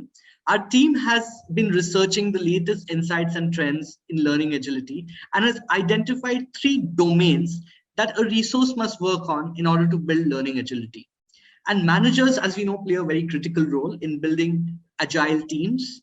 So if you are a people manager, this tool can help you identify your learning styles and give you pathways to coach your teams further. You will receive this free toolkit via email after the session. Please note, TPL offers an array of learning solutions to corporates around the globe. Our time-tested talent development solutions have helped various corporates build agile and resilient workforce. Reach out to us for more to take your organization's L&D needs to the next level. We provide 3 key services: executive education, bespoke learning, that is customized training programs in virtual classroom and different methodology setups, and signature products on change management, Data Jedi, a suite of technical services like Power BI and Tableau training programs. So if you would like to know more about all these services, please reach out to us. Now, let us quickly deep dive into the second part of the conclave. We were discussing learning agility, and now we are going to look at it from a lens of the technical aspects. The hierarchy of human needs has changed and gone beyond the regular roti kapda makan today, with mobile and technology becoming the next basic level needs. Having said that, how about we move into the next part of the session? And let me reintroduce you all to Brilliant. For those of you all who might have joined us in the middle, Brilliant is our Chief People Officer at Times Professional Learning. Brilliant comes with a well-rounded experience of 25 years. He has worked with companies like SP Jain School of Global Management, BNP Paribas, CRISIL, and is an active member at Toastmaster International. I would now also like to extend my welcome to our panelists today, starting with Anand Palekar. Anand comes with around 20 years of experience in learning and development. In his previous assignments, he has worked with companies like Standard Chartered Bank, DSP Merrill Lynch, WNS Global Services, and Wells Fargo at various managerial positions like regional manager, a learning consultant, general manager, and vice president. Welcome, sir, on board. I would like to now introduce Sriram. Sriram is the Director, Human Resource Capital at Artisan India. He is also the author of Happiness Habits for Urban Professionals, which was released in November 2011. He has over 24 years of work experience, of which 13 years he has served as head of HR. He has been an HR practitioner in both a large-scale Indian IT as well as MNC environment. He is passionate about maximizing potential and uses ancient wisdom and modern sciences to teach people how to achieve limitless excellence and accelerated performance. He has completed several certifications, some of key ones in coaching, NLP, Train the Trainer, the Happiness Coach, Clear Belief Coach, and Mindfulness Teacher. Welcome, Sriram. Our last panelist for today is Bobby Joy. Bobby joined Salesforce in January of 2019 and is currently leading the technology and products innovation and learning team for the APAC region. Bobby has over 22 years of experience with various organizations like CA Technologies, Mphasis, HSBC, PwC, and various other conglomerates in the IT and ITES banking and financial industry. He is a certified coach from Marshall Goldsmith and certified practitioner of psychometric instruments like MBTI, NBI, Harrison, DISC. With that, I would now like to hand it over to Brilliant to proceed with the session. Thank you, Noel. Good evening, good morning, good afternoon, citizens of the virtual world. I know we never thought we would all not require passports to travel anywhere around the world, isn't it? Welcome to the second panel on learning agility in an ever-changing technical landscape. Peter Senge, in The Fifth Discipline, stated that only sustainable source of competitive edge for an organization is its ability to learn faster and better than its competitors. If I extrapolate it to individuals, as individuals, we also need to be responsive to the coming changes and find places in the ever-changing digitally transformed era. In other words, we all must be agile, learning-wise. As learning and development professionals, we embody learning and change, and I believe technology helps us magnify these opportunities and enriching experiences. Technology in itself has undergone a lot of changes in the last 2 decades. If you look at it, Wi-Fi, smartphone, machine learning, and now we talk of metaverse. New innovation coming to our life almost every single day. This, in essence, has made technology a key part of the way we learn and stay agile. And the learning journeys have undergone transformations, enabling enhancements of the outcomes. Noel mentioned about Roti Kapada or Makan. Probably for L&D professionals, it would be Wi-Fi, mobile, or LMS. I know it's interesting to discuss on technology, and with a StarCast panel that's coming from a wonderful background, we shall begin this session where we will have opening remarks from the panel, and then we will get on to question and answers. Time permitting, we will also open the floor for questions from the audience. Feel free to drop in your questions in the chat. We will ensure that the panelists would respond, if not live, offline. So thanks to the pandemic, we are not moving from one room to the other room, but from Zoom to Zoom. The need to create experiences are high. The choice of how and when to learn is with the learner. In short, empowering the learners to expect outcomes is critical, and technology plays a crucial part in it. So I would now invite Sriram to share your views and your opening remarks about this. Over to you, Sriram. Thank you. Thank you for inviting me to be in this panel. I think the word that I want to start with is choice. What technology is providing today is choice. And really that is what people want. Because with choice, they're able to kind of fulfill their new patterns of working, which is in terms of the virtual setting, you want it to be flexible. You want things to be available on demand. You want it to be short. You want it to be self-paced.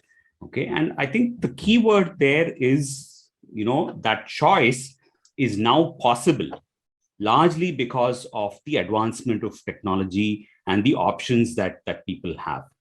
And I think India as a culture, learning is part of the Indian culture. So there is absolutely no dearth of demand for learning. Even earlier, perhaps more now, because in the virtual setting, things have changed. People understand that learning is giving them more options. Like switching jobs today is really switching laptops. There's many of the, kind of location, spouse working, other things which were factors of a decision are no longer such important factors. So, so learning appetite is certainly, kind of quite high because, people want to learn, but they want to learn it differently. They don't want to spend hours sitting in a classroom, listening to a trainer kind of taking them through that thing. And we also realize that in the virtual setting, a classroom or full day training is never going to be as effective because it has its limitations of engagement. And hence, there is not only the learner's choice, but also the need for the organization to change the format just to be effective in the new model of working. I think that combination is really what is bringing about a change, and the fact that, especially, we are in IT, technology talent and, financial talent, that talent is very, very agile. Things are moving very quickly, and technology is the backbone of the future, and it's going to change things. Already a lot of things have changed, and I think it's going to change much more. So we are on the crux of a very, very interesting change in the workplace, perhaps the biggest change in many decades. Thank you, Sriram, and you rightly put it. The power of choice is important, and technology has given us the opportunity to take that choice to the learners. And I'm reminded of the famous dialogue from Diwar, "Kya hai tumhare paas? Mere paas choice hai." I think that's what will be a differentiator for learning and technology as a partner working together to bring the agility. Thank you so much for sharing that. And in the good old days, I still remember going out, waiting in long queues, waiting for the passbook to be updated. And suddenly pandemic happened and everything changed. And I'm sure we will all accept the fact that from a standpoint of a consumer, transactions were critical. And that's where we were wondering how the banking sector would have helped us. How would banking be different? And what are the things that would help onboard quickly people who are new to the system? And I think, Anand, you would have some amazing insights in terms of key transformations through technology that worked for you. Over to you, Anand. Thanks, brilliant. Yes, I think banking, started its change much before the pandemic. Look at us and how we bank, right? Let's look at it at an individual level. And I don't remember the last time I walked into a branch to do any particular work. For me, it's all been on mobile apps. And but what the pandemic has done is brought technology to the fore. So coming and to look at how our customers are interacting with us, how customers are looking at our products, how customers are looking at purchase options. I'm sure if like this friend of mine told me, Anand, you should buy a home loan, you should buy a house because home loan rates are very low. I think 10 years back, you and I would have walked out and walked out to the branch, discussed with people. I think now I'm not interested. I'm just going to go completely digital. And that's the word that has brought about the change. Now, who are the people who are driving that change becomes important. And that's where we come to people and what new skills that they are learning, what new technologies they are adopting, and how do they bring that onto the organization they are working. So it's a combination of people, organizations put together, and how do we bring about that change? It's quite fascinating. And as Sriram rightly said, it's all about choice. I do feel technology is a medium. Just like classrooms were a medium, mobile apps are a medium. It's a medium for us to interact. It's a medium from where I source my knowledge, my learning, my information. This month, I know I'm very late, but this month I told my newspaper fellow, don't send me physical newspaper unless it's Saturday and Sunday. One is a question of time. Two, I'm getting my news from my mobile apps, right? So all the leading newspapers have it there. So that's where I get my information. I am having conversations on Messenger, WhatsApp, those elements, groups that have formed out there. The speed at which I receive information and therefore my ability to learn has changed. But ultimately, it's technology that is giving me that. Now, where do I spend time and how do I pull in that information? So if Sriram gave the word choice, I would like to pick the word humane and see how I connect the person who's exercising that choice is pulling in information, is pulling in learning, is pulling in knowledge for their own, for the impact that they are able to create for organizations, and how organizations are able to use available technologies. I mean, think about it. 30 years back, we were very clear. There were calendar programs, there was classrooms in which they were conducted. You had, I think, slide projectors, if I'm not mistaken, or before that, I think before OHPs. No, OHPs, correct. Overhead projectors. And before overhead projectors, you had large canvases. As a learning professional, both delivering and designing, your choices were limited. I think today my choices are phenomenal. So the landscape's changed, but I think the person who's consuming, the human, I think stays. So that's from me, Brilliant. Over to you.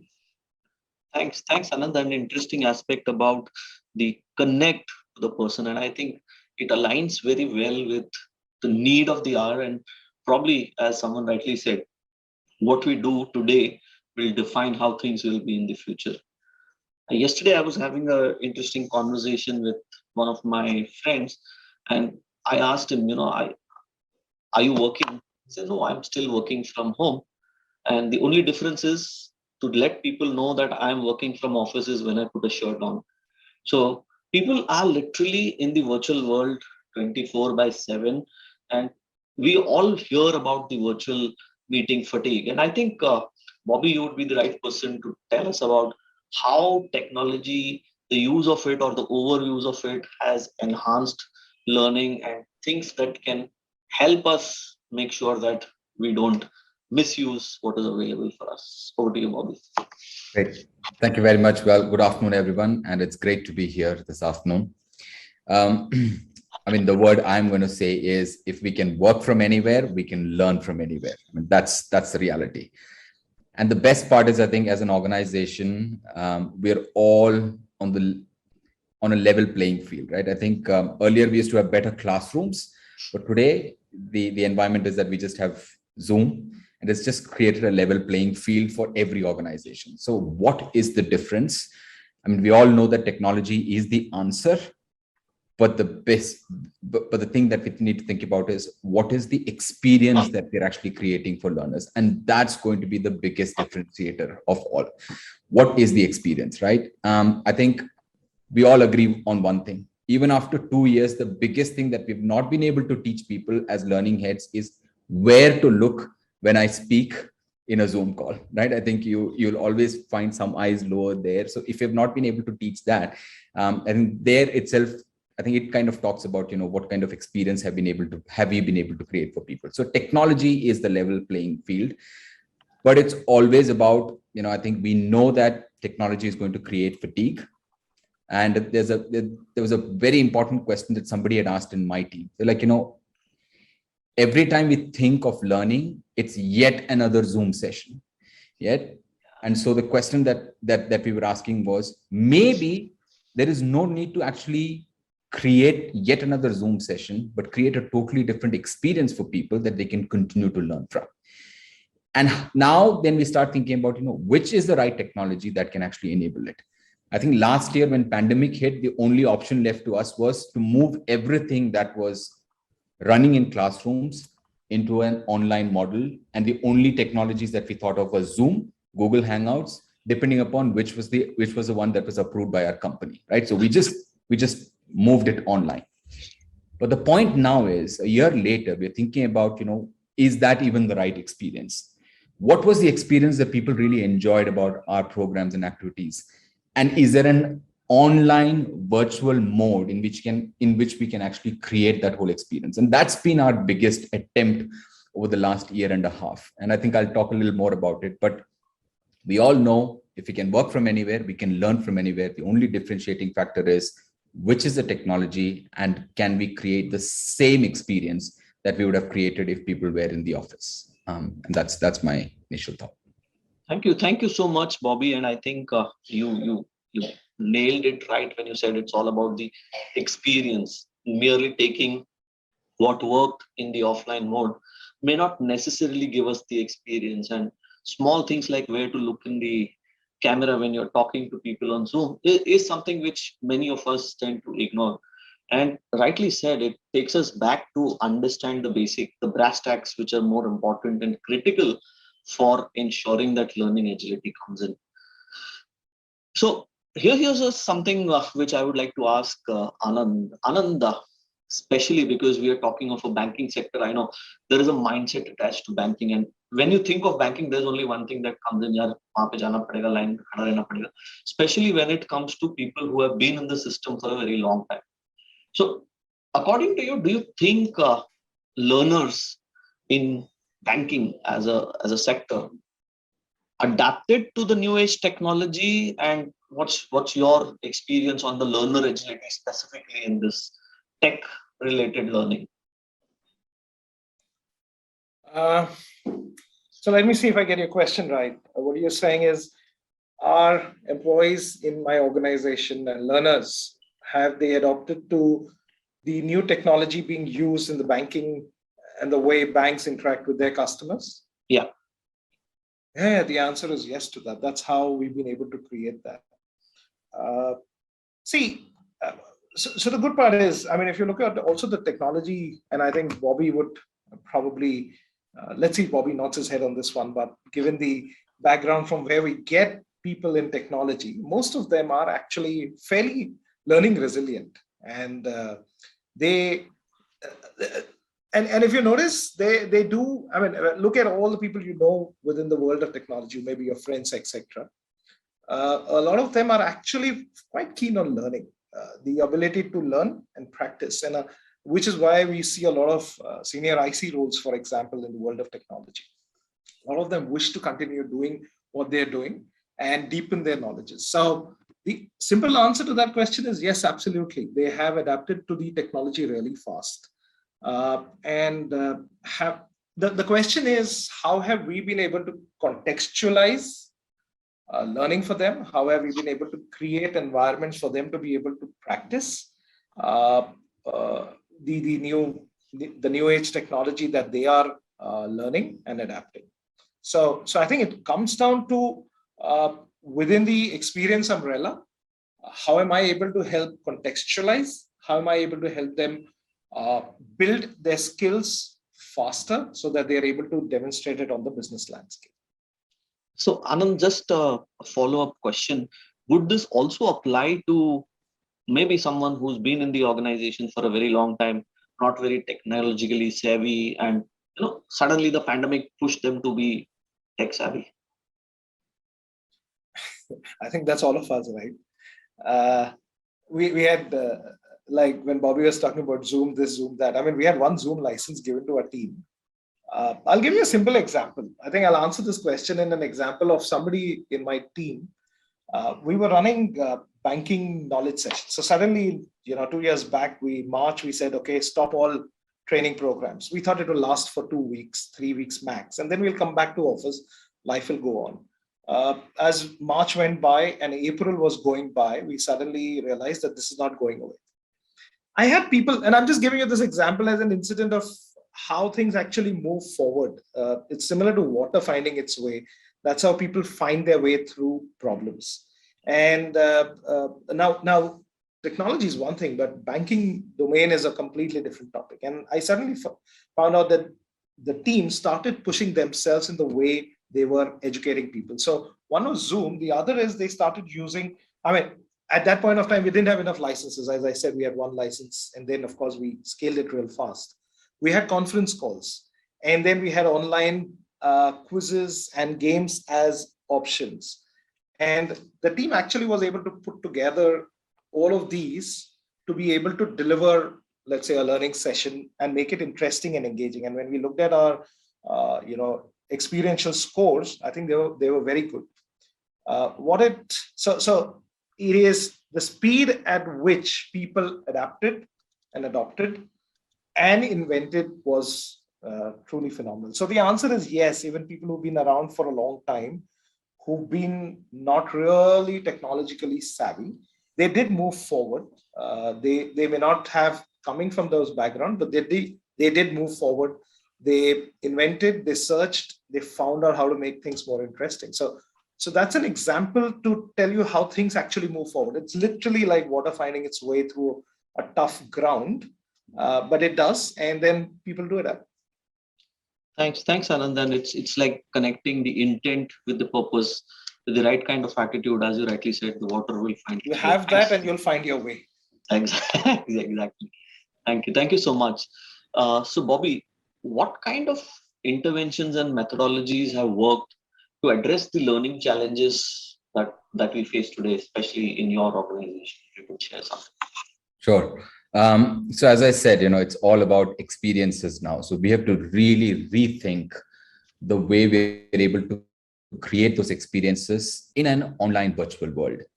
And that's where we have to really look at, which are the technologies that are going to enable that. So I'll give you some certain examples of things that we have done. Everybody enjoys a water cooler conversation, right? And the fact that we enjoyed about meeting in a cafeteria with a bunch of people is that, one, it's secretive. It's just a bunch of people that I want to get together with, and no one else is listening to it, right? And there is so much of tribal knowledge that gets shared. That is an experience we want to create in a virtual world. Now you can do that in a Zoom, I would say, meeting room, right? You can break it out into breakout rooms and you can create that, but does it still give that particular feel? And that's where you think about these experiences and you think about, what kind of an intervention would you like to create? So we've actually created something called a virtual cafeteria, and we use a tool called Topia. I don't know if you've ever tried this out. It's called Topia.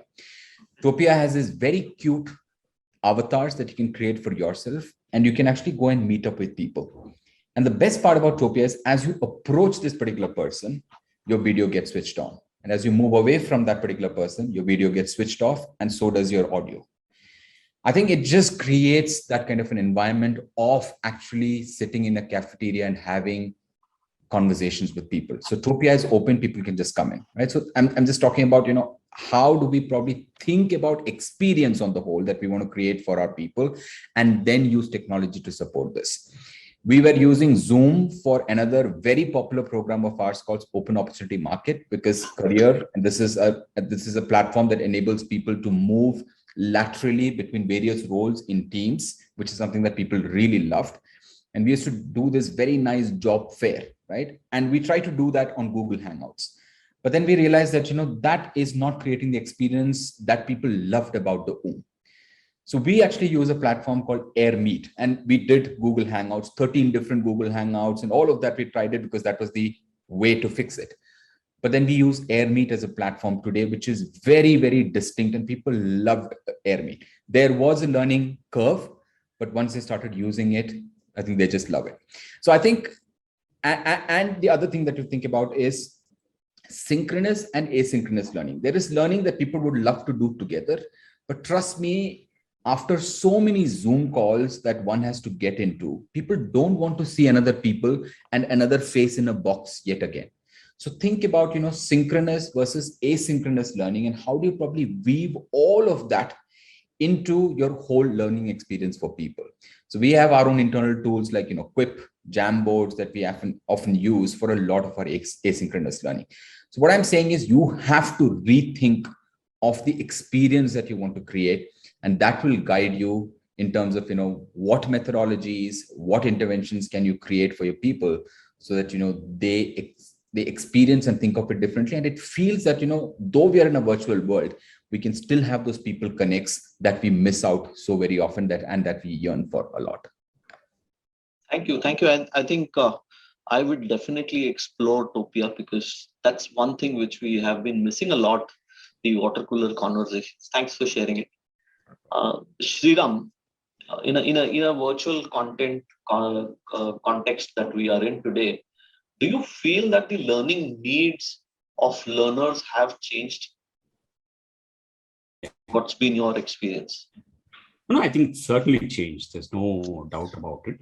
And largely, again, because of the way that we are, kind of working, there are two things actually.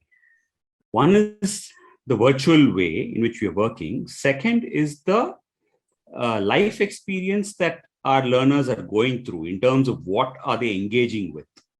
Okay, and if you look at the kinds of things they are engaging with, it's your Instagram, your Facebook, your Netflix and things like that. Now, all of these have a certain pattern. They're extremely stimulating with video, audio. Many of them are short and fast-paced. Okay, so that's the life that they're living. And then they're learning on virtual platforms. So this is the new dynamic that we need to cater to. And that's where the change is coming from. Okay. So in that context of change, I think the whole point is make things, more on demand, make them shorter. For example, we made all our 2-day original programs into 5 or 6 day 3-hour modules.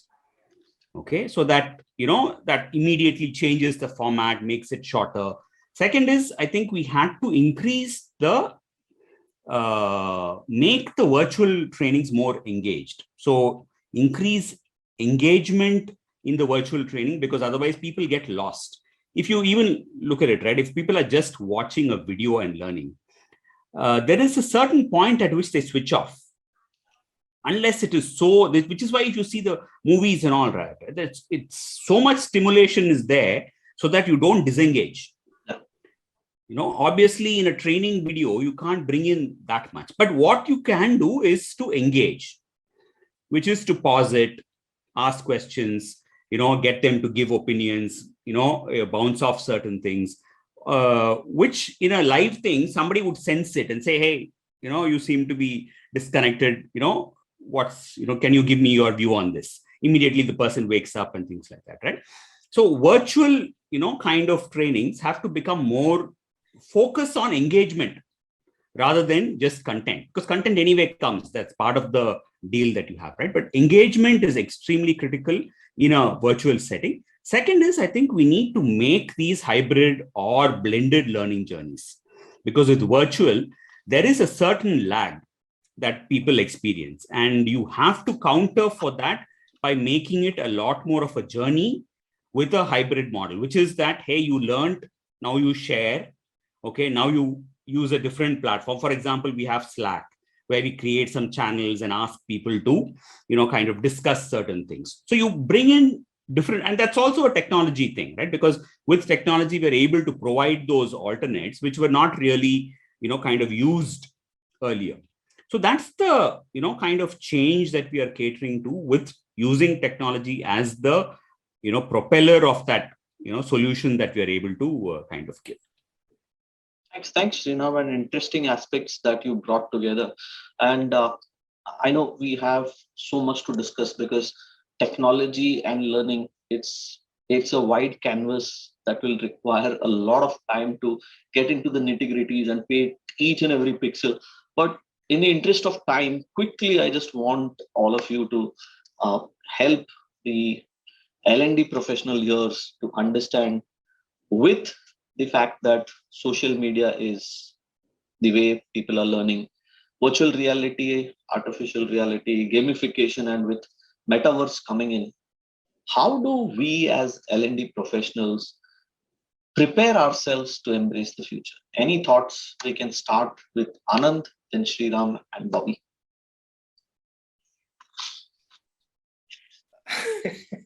That's a very interesting one. Just to respond, since you had used the Diwar dialogue sometime back, right? Bhai, naukri chahiye to fir ye sab seekhna padega, right? Or to use another word, if you wish to stay relevant and if you wish to really make a difference, you need to be aware of all of these things. One of my previous line managers or bosses had said that learning technology is now an integral competence in L&D professionals. You cannot really escape from it. If you are an L&D professional today, you need to know how people learn, of course. You need to know how design happens and how do you measure all of that and add technology to that. Technology, let's accept it, used to be at one point of time, used to be back and beyond. It's now front and center. You could have, you could have a technology person today who could be the sales head, right? Or a marketing head. You are able to sell, and forget banking, right? You're talking across industries. You could actually, technology can create sales channels for you. That's a very powerful one. If that's the case, and that's the world we occupy, for us, it's very imperative that we need to know what's happening in the world of technology and what platform, whether I can use them or I can't use them, right? I need to know what's going on to be able to then bring in the right resources. I may use them, I may not use them. Those are budgetary choices, those are regulatory risk choices or views, but at least you need to be aware of what's happening in the world. Otherwise we'll continue in the world of overhead projectors, right? Over to you, Bobby. I think, was it Sriram or do you want me to go? That's fine. That's fine. Any order is. All right. So here is my, I'm going to leave this with the L&D professionals. I think today, even despite all the technological advancements that have happened in the world, I still believe that, the technology that most L&D professionals harp on is an advanced LMS.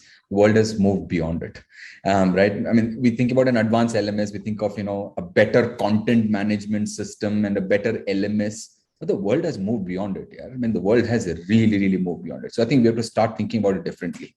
I believe wearables, there are wearables in the world. I think there is a great opportunity there to figure out what is the exact moment. I think throughout the day, all of us have these aha moments where we want to learn, but none of us have ever captured it. Our TNA happens at a much later point in time, by the time the person has even forgotten what I wanted to learn. I think there are moments when people really want to learn. How do we capture those moments? I mean, there is so much advancement that has happened in the technology world with, with bots, and with wearables. Is there a potential for us to identify real-time learning opportunities? And once that is identified, can we give nudges to people to pick the right content of any choice of theirs, right? I mean, and how do we probably make it happen? If we can get there, and I think I've given this idea to my team, we're going to go back and work on some of these things to see if we can get there. I mean, that I think is a large problem. I don't think anybody has solved that. We really want to.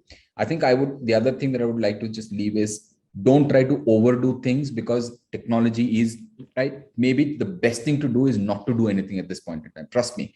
I think we've figured out that, we need no interruption Thursdays, and we need asynchronous weeks where people don't have any meetings. And if you can today enable that as a learning head and have conversations with leaders, and even tell people that the courage that we talk about, leadership courage, is actually saying no to a meeting that even an SVP has sent out, right? So just enabling all of those, I think, will be the answer. So think about it a little differently. I think it's a level playing field. Anybody who grabs the opportunity is definitely going to be the L&D professional of the year or the decade. Thank you. Okay, so I have two, kind of suggestions. One is one that we've tried is give people choice to learn from anywhere. We have some tie-ups, but we realize that there's good content all over the place. So what we said is, you go learn anywhere, we'll reimburse. Okay, so that just, on the angle of choice, right? It just opened up the choice. Second thing we did with that is that if you find good stuff, then come back and let us know. so that we internally create something like an Amazon rating system where anywhere there is good content that is relevant to our population, people have used it and found it, kind of good. We create our own, kind of a mechanism where we then project those things that people have liked, so that more people, you don't have to go do the searching, but you know that, hey, I'm looking for this, somebody similar to me has found it and it's good. Okay, let me, kind of use that as a thing. So that's, that's something which is, kind of really helpful. The second example is to try and do cohort type trainings, which is people, do like a 15-minute video and then, kind of follow it up with a discussion on Slack, then have a reminder again through Slack, intermittently have like a coaching call, but make sure that you, kind of give people those bite-sized things, but re-emphasize it with different, kind of forum, intervene with a physical thing which says, hey, what questions do you have? What struggles do you have with implementation? And, kind of handhold them through change. And there is a group which they can interact with, but so it incorporates both the aspect of on-demand, which means you can do it anytime during the day. We're not insisting that you come and sit here and do it, but you do it. It's a 15-minute thing which you do. Then it is combined with other formats. So thereby we handhold the person through that process of change. It's intensive. You have to invest more time and effort in, kind of designing that.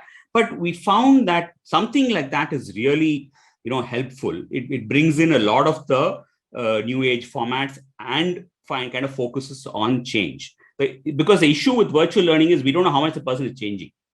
We only know completion.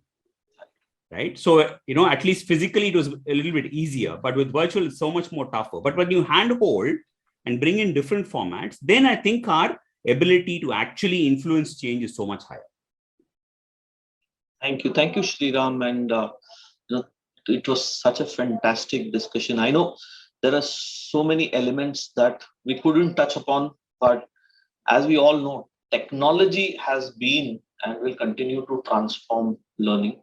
It's empowered learners at every stage of the journey. And today, based on what we discussed, it's all about making it accessible and available at any time, which is the 3A battery kind of thing for every learner. It gives you that charge to move on. Learn from anywhere. It came up in the previous panel. It also came up here. It is now a norm, and it will continue to be a part of the learning journey for everyone. And I think my takeaway from this panel is the choice, connect, and experience, which will help us move from thinking only about tech to touch, because that's what makes a difference. We all talk about the missing touch in a tech world. If you are able to focus on giving the choice to the learner, if you're able to connect with them effectively and give them an experience, I think the move from tech to touch would be seamless. It was indeed a great and stimulating discussion with all the amazing panel members. Thank you, Bobby, Anand, Sriram, for being a part of it. I'm sure we can have many more conversations offline, but at this point of time, we will have to say goodbye, but please stay connected. Let's brainstorm and share and create newer journeys. Probably as you summarized it well, it's about aggregating and making it available for anyone who wants to know it, so that they don't need to go back to Google and search and find some solutions. Thank you so much. I am Brilliant from Times Professional Learning, signing off for now. Please stay safe, stay healthy. Bye. Thank you. And over to you, Noel. Thank you, Brilliant, and all the esteemed panelists for sharing your inputs. I would now like to welcome Arun Kabra, President, Enterprise Business, CFO, Times Professional Learning. Arun is the founding member of TPL and a chartered accountant from ICA, Chartered Management Accountant from CMIMA London. He has also been the CXO of the year 2020 by Institute of Chartered Accounts of India, Top 100 CFOs of India by CFO India Forum, and most influential CFO of India by CIMA in 2015, 16, and 17, respectively. To kindly present the vote of thanks, I welcome you, Arun, to the virtual dais. Thanks, Noel, for the brief intro. Learning agility is the new initiative we have taken. Learning agility is revolving around learning, unlearning, relearning quickly and willingly. And for that purpose, edtech companies like ours are providing all the technological aid to improve the learner experience. And from that point of view, we are doing a lot of developments. And coming to Times Professional Learning, we are providing an array of solutions under learning, development, upskilling for all the organizations. And if I would like to put it into certain sections, I would put it into 5 different sections. First one is individual development programs, where we have tied up with almost all the IIMs and IITs and Ivy League institutions like Stanford, Wharton, Columbia. And we have programs in every segment, whether it is a general management, whether it is a leadership program, whether it is a digital transformation program, whether it is HR, finance, operations, supply chain, you name the program we have. We have programs in AI, ML, Web3. We have programs in new age technologies also. So when it comes to individual development programs, we have all the programs available. Then the next section is customized learning solutions, where we work with the L&D department of respective organization, and we do a proper training need analysis and accordingly customize the solution. If it is required that we need to have an institute on board, so whether it is the IIM, IIT or Ivy League institution, we can provide a customized solution to them, or we can provide an industry expert, or we can provide any other solution which can aid to the program. So this is another customized solution. Then we look at signature program series. We have a Sculpt as a program which has been curated by our research team, and there is a set of OD consultants who have developed this program. So this program is about change management, but change management is not just a program where we are providing some kind of training or delivery. We are providing a complete solution. Our OD consultants reach out to the bottom of the pyramid of your organization to the top management, and we synchronize the entire change efforts into such a way where it is a seamless experience, and finally it is outcome based. Our OD consultants does not just provide a training on change management, they own the change management initiative, and they ensure that the requisite changes which are intended in your organization, those are finally accomplished. Similarly, we have another signature offering, which is Data Jedi. Now, Data Jedi stands for a suite of offerings under digital learning and technology solutions. So where we look at AI, ML, Power BI, Tableau kind of programs, we have taken a lot of digital transformation projects in various organizations we have seen. But we see that the integration of the digital transformation projects is not there. It is a transaction which is sometimes given to IT department and a strategy department, and they try to drive it, but all the other functions are not fully involved. So we have created a program where AI ML for everyone, even your finance team, your HR team, your marketing team can be nominated to this kind of program, and we can actually bring them to the same level where they can understand the different aspects of AI ML which can affect their respective department, and we can then create a digital transformation plan and strategy and execute it seamlessly. So this is about Data Jedi. Then we have mindfulness and EI programs. So in emotional intelligence and mindfulness, the kind of program which we provide, and it is not just a training delivery for a workshop, but also we practice it over a period of time. And we ensure that your employees are practicing on a regular basis. It will be just a 5-minute investment every day, but it will improve the productivity to the double. And that is what the ROI from this program. I would recommend that such kind of programs should be taken by almost all the organizations. Then we have technology training solutions, whether it is SAP, Oracle, AWS, Azure, or One or any kind of technology OEM-led certification programs, we are having all the programs available with us. We are providing these IT training solutions to almost all the IT companies in India. And we can definitely provide it further in terms of any more additional programs which are getting added. Then we have last one is Hire, Train, Deploy. Hire, Train, Deploy is for your mass hiring solution, where you need to add so many employees at a quick pace. We can provide a solution where we can filter the students directly from the campuses. We can train them and they can be deployed in your respective organization. Our commitment is day one, hour one, these employees will be ready and productive.